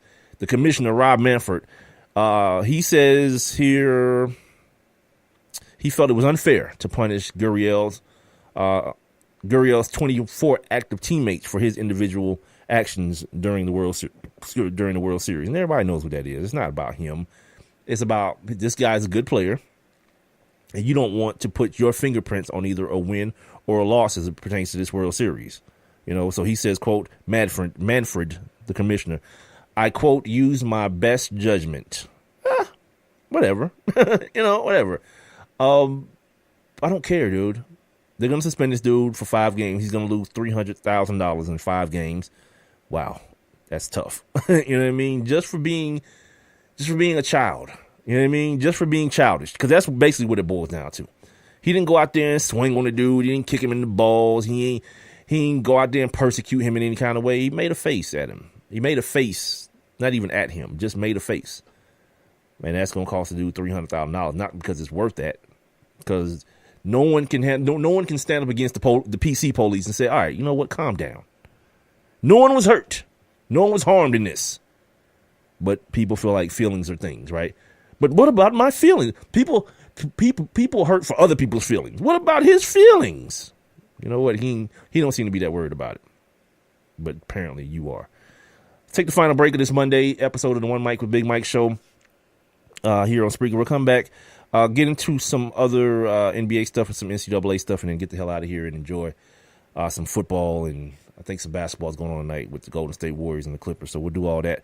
Coming up on the One Mic with Big Mike show, heard live right now on Spreaker, the Spreaker app, also on TuneIn, and seen, of course, on my website, or excuse me, on my Facebook page at the number 1 MICWITHBIGMIKE here on Facebook. I'll be back. I have one question for you. Do you or someone you know run a business that could benefit from additional exposure? The One Mic with Big Mike show is currently taking on new sponsors and advertisers. One Mic with Big Mike is currently syndicated across 8 different online platforms, and your company's name could be heard and seen across all 8 as well. Let's get to work. Please send all inquiries to Mike at onemicwithbigmike.com. Thank you for listening. Thank you for your continued support. All I need is one mic. I'm in almost every school bus and classroom. I go to school with your children. We say the Pledge of Allegiance together. You see me around the neighborhood and you tell me that I'm a pretty good kid. Well, I'm one out of every 5 children in America, and I'm struggling with hunger. This problem is closer than you think. My teacher tells me we could grow up to be whatever we want. I want to grow up to be someone who doesn't go to bed hungry. There's enough food in this country to feed everybody. Please visit feedingamerica.org today and find your local food bank for ways to help. Every dollar you donate helps provide 8 meals for kids like me, quietly struggling with hunger. Together, we are Feeding America, brought to you by Feeding America and the Ad Council. And now back to One Mic with Big Mike. And here we go.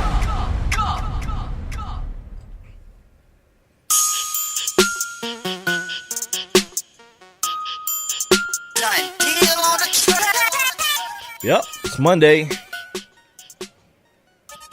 How many of y'all work with somebody who says, looks like somebody has a case of the Monday. Don't you want to just kick them in the balls? Leave me alone. Anyway, we back, man. Don't forget, if you missed any of the show previously, or any of the shows that are previously done, including this one, that includes my interview with Jovan Buha of ESPN.com. You guys can hear him on demand on Spreaker.com, Spreaker.com. Spreaker also has an app. You can hear them on TuneIn, iTunes, iHeartRadio, Stitcher, Google Play Music, and YouTube. And, of course, half of this show's Facebook live stream will be available on my Facebook page at One Mic with Big Mike. You still got time to get your text in to me. Text me at 404-902-8104. You can also jump inside the live interactive chat room here on Spreaker. Just click the little thought bubble icon you see on the streaming player to get you up in there. Just had a little exchange with, speaking of the interactive chat room here, had a little exchange with my man I Am No Doze, saying he wants to call into the show on a Friday at some point. And I did something, it wasn't last Friday because I wasn't here last Friday. I think it was the Friday before that, where I just kind of asked you guys, like, what do you want to talk about? Because personally, like, I read everything. You know, I read everything and I kind of just cherry pick what I'm going to include in the 2 hours that I'm doing the show, the things that I care about or things that I have an opinion on. Not necessarily I care about, but that I have an opinion on. But, you know, because of that, because I try to consume everything, I want to start throwing it out at you guys more often, man. Just like, what do you guys want to talk about? And I don't mean just like what in sports you want to talk about, just like anything. You know, if you guys got like a situation where you can't decide, you know, how you going to break it to your side chick or to your main chick that you got your side chick pregnant, let's talk about it. You know what I mean? Let's get into it.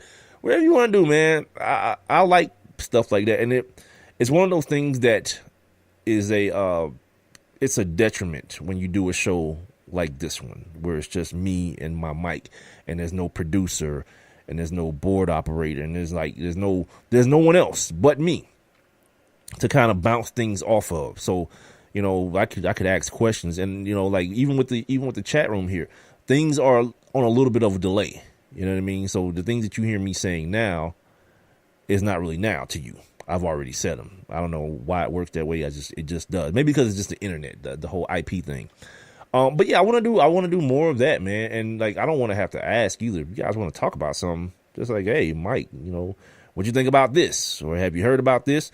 9 times out of 10, I probably have. You know, that was always one of the things when we were doing the radio show, the last show that I produced. That was one of the things that we kind of pride ourselves on, just making sure you have everything on deck. Just even if it's something that you don't necessarily want to talk about, just have everything on deck, because someone might call into the show or someone might text into the show and you want to be able to have an opinion on. And if you don't have an opinion, or if you haven't heard of it, it still works. You know what I mean? Just have the person explain to you what they're talking about, and then you get a genuine reaction at that point. You know, I used to love doing that with Callaway.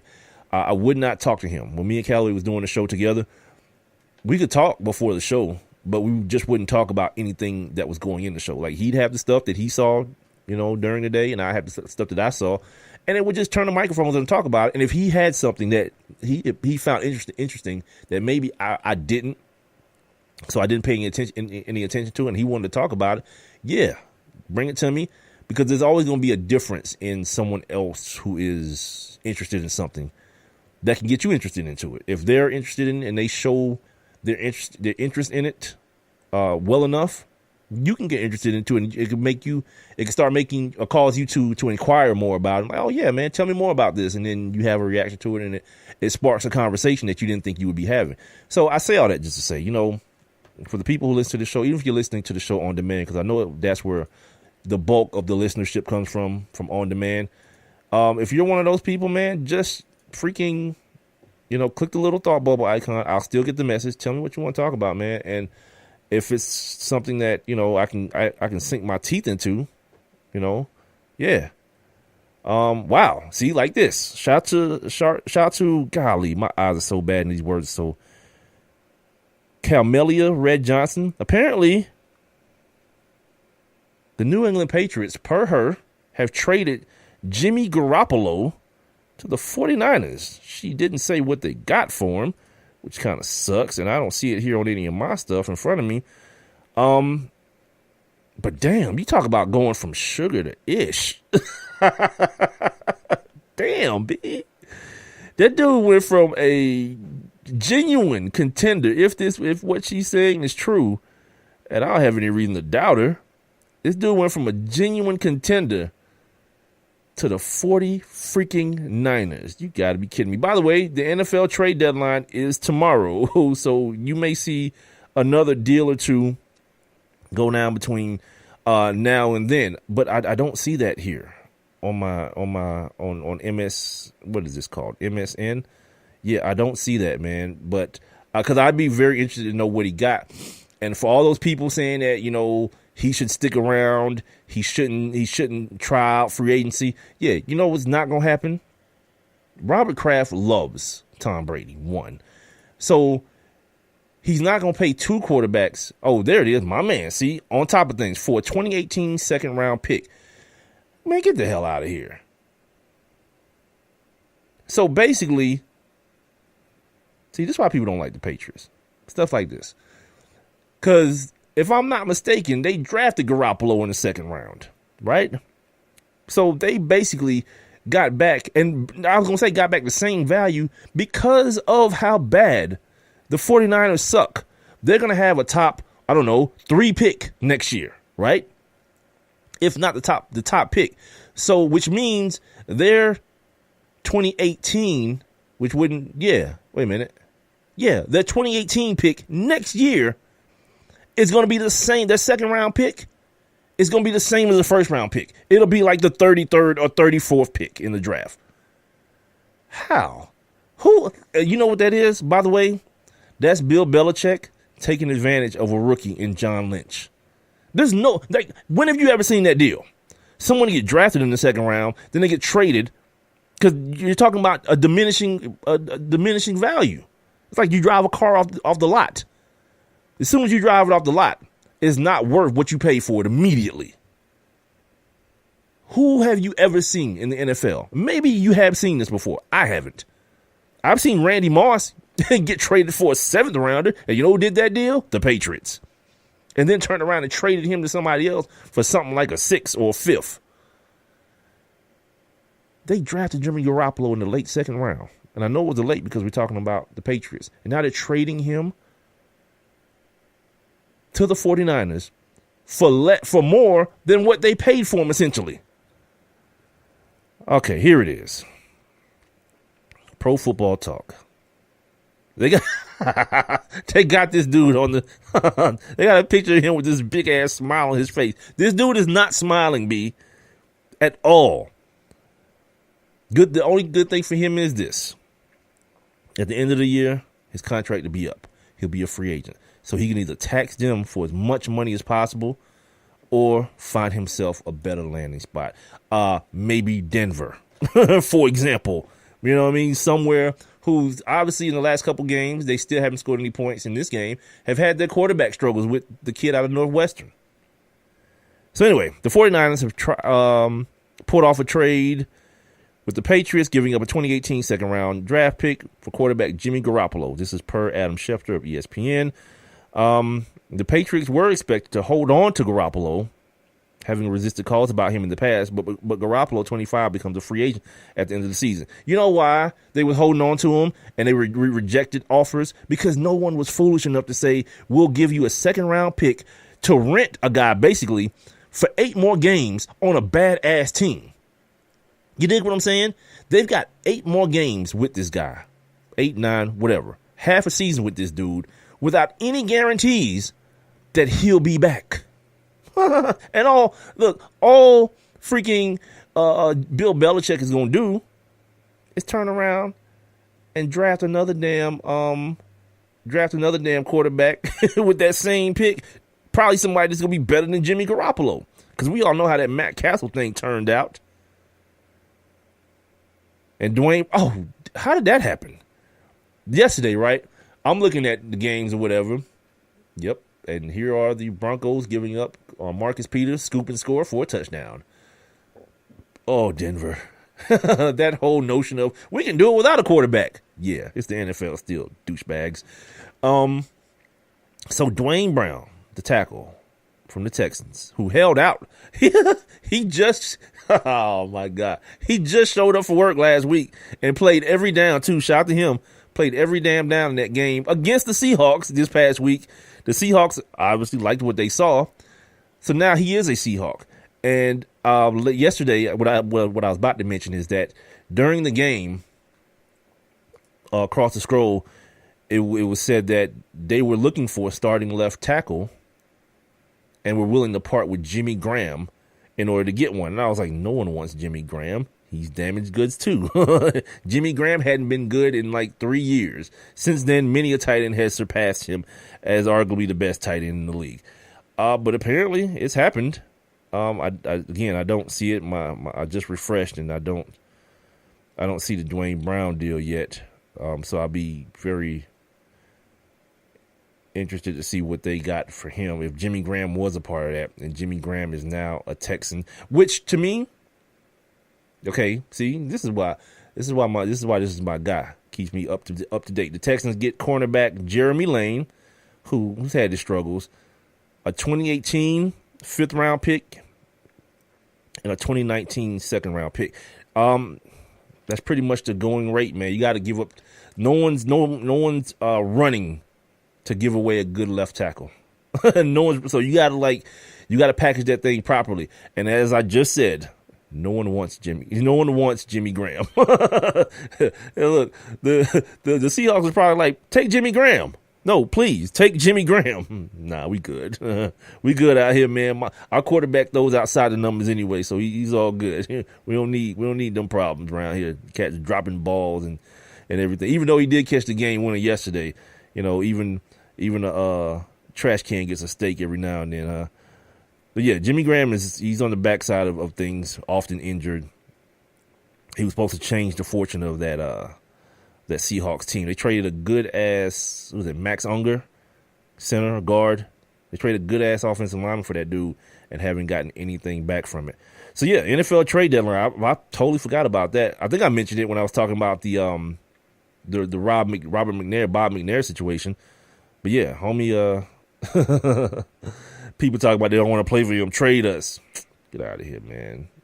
Bob McNair ain't trade nobody. No one got out of there except for the tackle. And that was only because homie held out. So appreciate you. I am no dose. Appreciate you.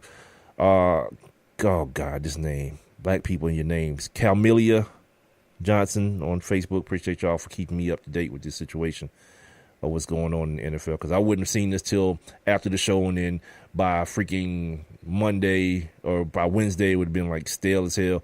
So it's always good to have things come up.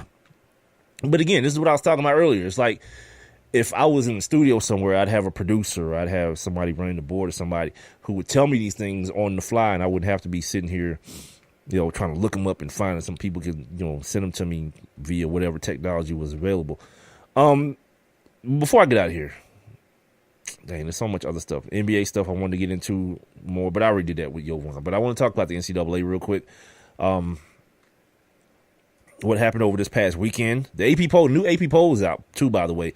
For those of you who haven't seen it, this will be the last poll that doesn't matter before the real poll. The first real one comes out tomorrow. We've got Alabama and Georgia at the top. Ohio State. Look at where Ohio State is. And this is exactly what I was talking about to Bill Bender.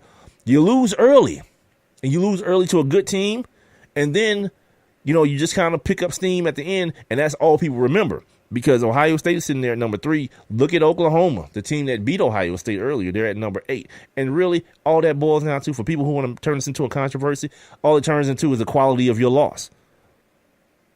Ohio State just had the same damn win that Oklahoma had against them, and Ohio State's only loss was to an Oklahoma team whose only loss was to an unranked team. See the difference? Yeah. So because they beat them head-to-head, I can see where Ohio State would be above them.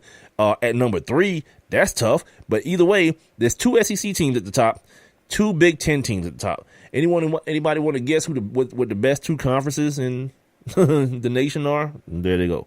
Then you got Notre Dame just hanging around. They got some pretty good losses. A pretty good loss. The one to Georgia, pretty good loss. They got a pretty good win that may not end up being that good. That USC win they just got. I'll talk about Florida State here in just a second. Miami's just hanging around. They're undefeated, and they're under Penn State and under Oklahoma. Penn State just lost to Ohio State, which was a hell of a game, man. JT Barrett, all of a sudden now, JT Barrett's like, oh, man, he's back in the Heisman race. What, after one game? No, that's not how that works. I know people want to throw the hyperbole out there and get it popping or whatever. Not after one game. Saquon Barkley is still that dude. The kid Bryce Love out there in Stanford, still that dude. You know, and maybe if you're talking about being in the conversation, JT Barrett is, I guess, quote unquote, in the conversation, but let's not get ahead of ourselves here. You know what I mean? So a lot of people were still talking about he shouldn't even be starting for that team. Now he's going to be crowned the best player in college football. Let's just back up a little bit with all the hyperbole. Another interesting one would be Clemson, who just lost 2 weeks ago to Syracuse, but picked up the pieces. They got their guy back, Kelly Bryant at quarterback. They got him back this week, and they look like Clemson again against Georgia Tech. We've seen in the past, the selection committee has taken that into consideration. You know, injuries that occurred in games that you lost and how you look when you don't have those injuries. Clemson could be a team that you can see right up there. They could hop over a one-loss Notre Dame. Or, I don't know, Wisconsin undefeated? Is Wisconsin undefeated? Or they got one loss? Either way, when it all comes out, there are people who think Georgia could be ranked number 1. Which has got to scare the crap out of everybody here who loves Georgia. Everybody in my state that loves that team, that's got to scare the crap out of you, because once the shoe drops, if Georgia Tech, you know those rivalry games, they happen to get a hold of this Georgia team, and I don't know the rest of Georgia's schedule, to be honest with you. I do know they have to play Georgia Tech, though. If they happen to get a hold of them before the SEC championship, because if they lose to Georgia Tech, that doesn't keep them out of the SEC championship. But then they lose again to Alabama. Let's just say they do. That's going to ruin their entire season. Like, Georgia Tech has an opportunity to ruin their entire season with that triple option. And then you'll have someone like me laughing about it because people will be butthurt around here. And I'll find it absolutely funny. Because as I told somebody the other day, there's humor to be found in everything. As serious as people want to take everything nowadays, there is humor to be found in every single thing. And maybe that's just because I'm a sick bastard. Anyway. A couple more things here, and then I'm going to get the hell up out of here. What was it? There was something else I had here with college football. Oh, Florida State. Yeah, I'm convinced. I asked the question to Bill Bender of the Sporting News the other day on the show. I'm convinced Florida State wasn't going to be that good anyway. You don't, like, that quarterback they got, Blackman, he's not that bad. You know, and he doesn't play no defense. So what's going on down there was probably going to happen on some of that level this year. Boston College just beat the crap out of Florida State. It was like 35-3 or something like that. Nah, that's terrible. Jim McElwain got fired. They want to say it was a mutual parting. Nah, cuz you got fired, dude. You got fired and you got paid to leave. That's how it happens. He white lost. He didn't black lose. He white lost. Now Randy Shanahan. Or what is it, Randy Shannon? Randy Shannon, the guy who used to coach Miami. Yeah, he's the guy left to captain that sinking ship in Florida. He didn't have a chance of getting this gig either. Like, I look at that, and I look at a recruiter like Chip Kelly and an innovative offensive mind like Chip Kelly getting that gig and loving it, being the excuse me, the Steve Spurrier of the 2000s.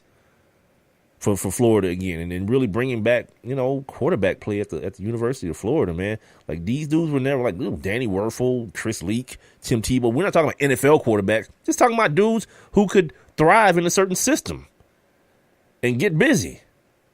Chip Kelly had a bunch of those guys. The one guy who made it was Marcus Mariota, but before him, what was his last name? They had the other kid that transferred from the Samoan kid that transferred from Mississippi State. Or from the Ole Miss, excuse me. Yeah, plenty of dudes that did nothing in the NFL. But they worked out at Oregon. That's all you need for Florida. Again, same thing they had in the 90s and the 80s. Bad NFL quarterbacks, but damn good college quarterbacks. I mean, Heisman level college quarterbacks. And finally, last thing two things I want to talk about before we get out of here. Apparently, a poll has been done, and the public, you guys, are losing faith or confidence in the NCAA. The first thing I'd like to say is losing.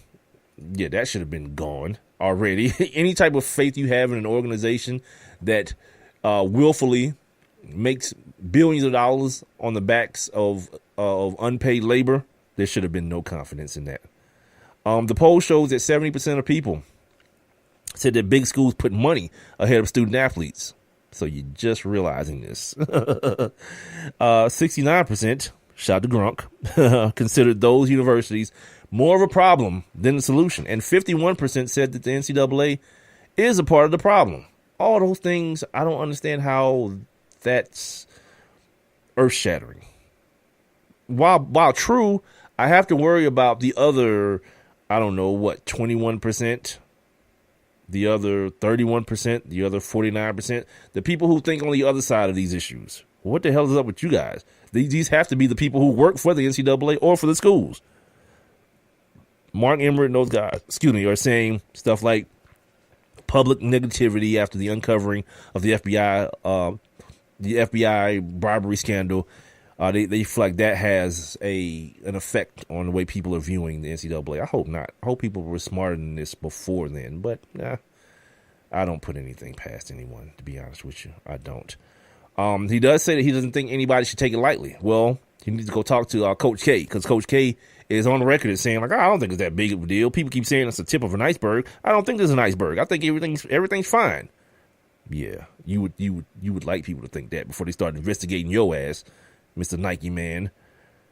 Who is it? The former U.S. Secretary of Education, Arne Duncan. He says if you're losing in the court of public opinion, the bubble is going to burst at some point. I can't wait for it to happen too. I want the whole thing to come crumbling the F down, be all of it.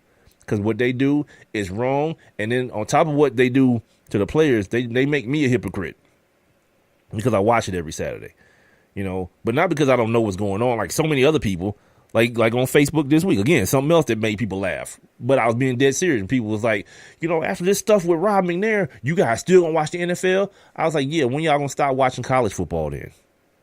Because at least I can make the argument in the NFL that the players are at least compensated for the racism that goes on there. In college football, nothing. We're going to keep all the money. They taking it back to the original form of the chains and the whips. That's the only thing they missing, B. You know what I mean? And really, if you replace the whips with concussions and CTE, I think it kind of balances out. You know what I mean? You wear the scars on your back from the whip. You wear the scars in your brain from the head-to-head contact. I don't want to be the one to do that. I mean, but I do make those comparisons because I know how uncomfortable white people get then. Why are you guys always talking about slavery? Because you never will. If I don't, you won't at all. You'll try to ignore it like it never happened. Idiots. Maybe that's why I'm so on fire about this way people get about name calling. You know what I mean? Because when white people get into their feelings, the first thing they want to do is reach in their bag and pull out racism. You're a racist. Really, white man? Really, white man who is like 67% of the population? Really? I'm the race. All right. I'll take that. I'll say this, though. I'll be that. But now here in Georgia, at one point, there was, Travis Kelce, let's get busy. Yeah, John Lewis got accused of being a racist or bigot and a racist by some kind of councilman, and people was all up in arms. You can't say that about John Lewis. He needs to be fired. You need to take his job. And I was like, no, they shouldn't take his job. That's his opinion on John Lewis. He didn't like, call him the N-word, and I still think he shouldn't be fired for that either. People voted for him. People voted for him. Look who's in the White House right now. You ain't firing him. Which, by the way, somebody around that mug is going to jail. I'm just going to say that. All today, that's all I was waiting for. For whatever reason, because I'm an idiot, I was like, man, I hope somebody go to jail tonight. And I knew it wasn't going to happen, but I was like, I wanted to see somebody in handcuffs or something, some rich white dude, and it didn't happen. But no, and then I started thinking to myself, what if John Lewis was a bigot? Like, what if he just stood at the top of Stone Mountain and screamed, I hate all white people? Yeah, who could really blame him? If you know John Lewis's story and the things that he went through during the civil rights movement and the people who did it to him, I would have to give John Lewis a pass for hating white people, Yeah, and if you're white, you probably got to give him a pass too. But obviously that's not the case, or didn't seem to be the case. But for some white dude to say John Lewis is a bigot, my answer to that would be like, okay, what if he was? Who's blaming John Lewis? No one. You can't really. You know what I mean? All that turn the other cheek crap. Apparently he's done it, but if he didn't, I'd be all good with it. And then the final thing real quick, I only got like a minute or so. I went a little bit long with Jovan, but that tends to happen. Golly, what was it? What was the last thing? Oh, the guy, Bruce Maxwell. You remember him as the A's catcher, the rookie catcher for the A's who knelt during the national anthem, the only baseball player to do so. Well, apparently he got arrested on a gun charge, and people was like, see, look at this. One thing had nothing to do with the other one. Apparently my man allegedly was drunk and pulled his gun out when he ordered some food. The girl who delivered the food called the police, said he pointed the gun at her head. He said he didn't. So now we're looking at a he said, she said situation. She said that he was ranting about anti-police stuff, which leads me to believe that possibly she recognized who he was and realized what would get, this some attention. Just like that, just like previously, I think last week sometime, he didn't get any service at a restaurant he went to with a councilman in Alabama where he's from. Somebody refused to serve him because he knelt for the national anthem, and that person said, well, I voted for Trump and I stand with whatever he says. Well, that would make you an idiot. And if it was me, I'll leave the restaurant entirely. I don't want nobody putting no boogers in my food or spitting in my food and all that kind of craziness. No, because it's about to be a problem in here. Now that we know that homeboy is obviously packing, that could have turned out to be a real, real serious situation. So, people want to take one thing and make it another. People who protest police brutality, I'm going to go out on a limb and say they're not perfect. But that doesn't mean the thing that they're protesting or the reason or them protesting holds any less weight. That's going to do it for me, man, on a Monday. I'll see you guys on Wednesday, man. This is the One Mic with Big Mike show. Don't forget to tell everybody man, the show is available online, on demand, on Spreaker, SPREAKER.com, the Spreaker app, TuneIn, iTunes, iHeartRadio, Stitcher, Google Play Music, and YouTube. Make sure you guys subscribe and like and all those things. Sign up for your free Spreaker account and follow me on Spreaker, the One Mic with Big Mike show. Follow it on Spreaker.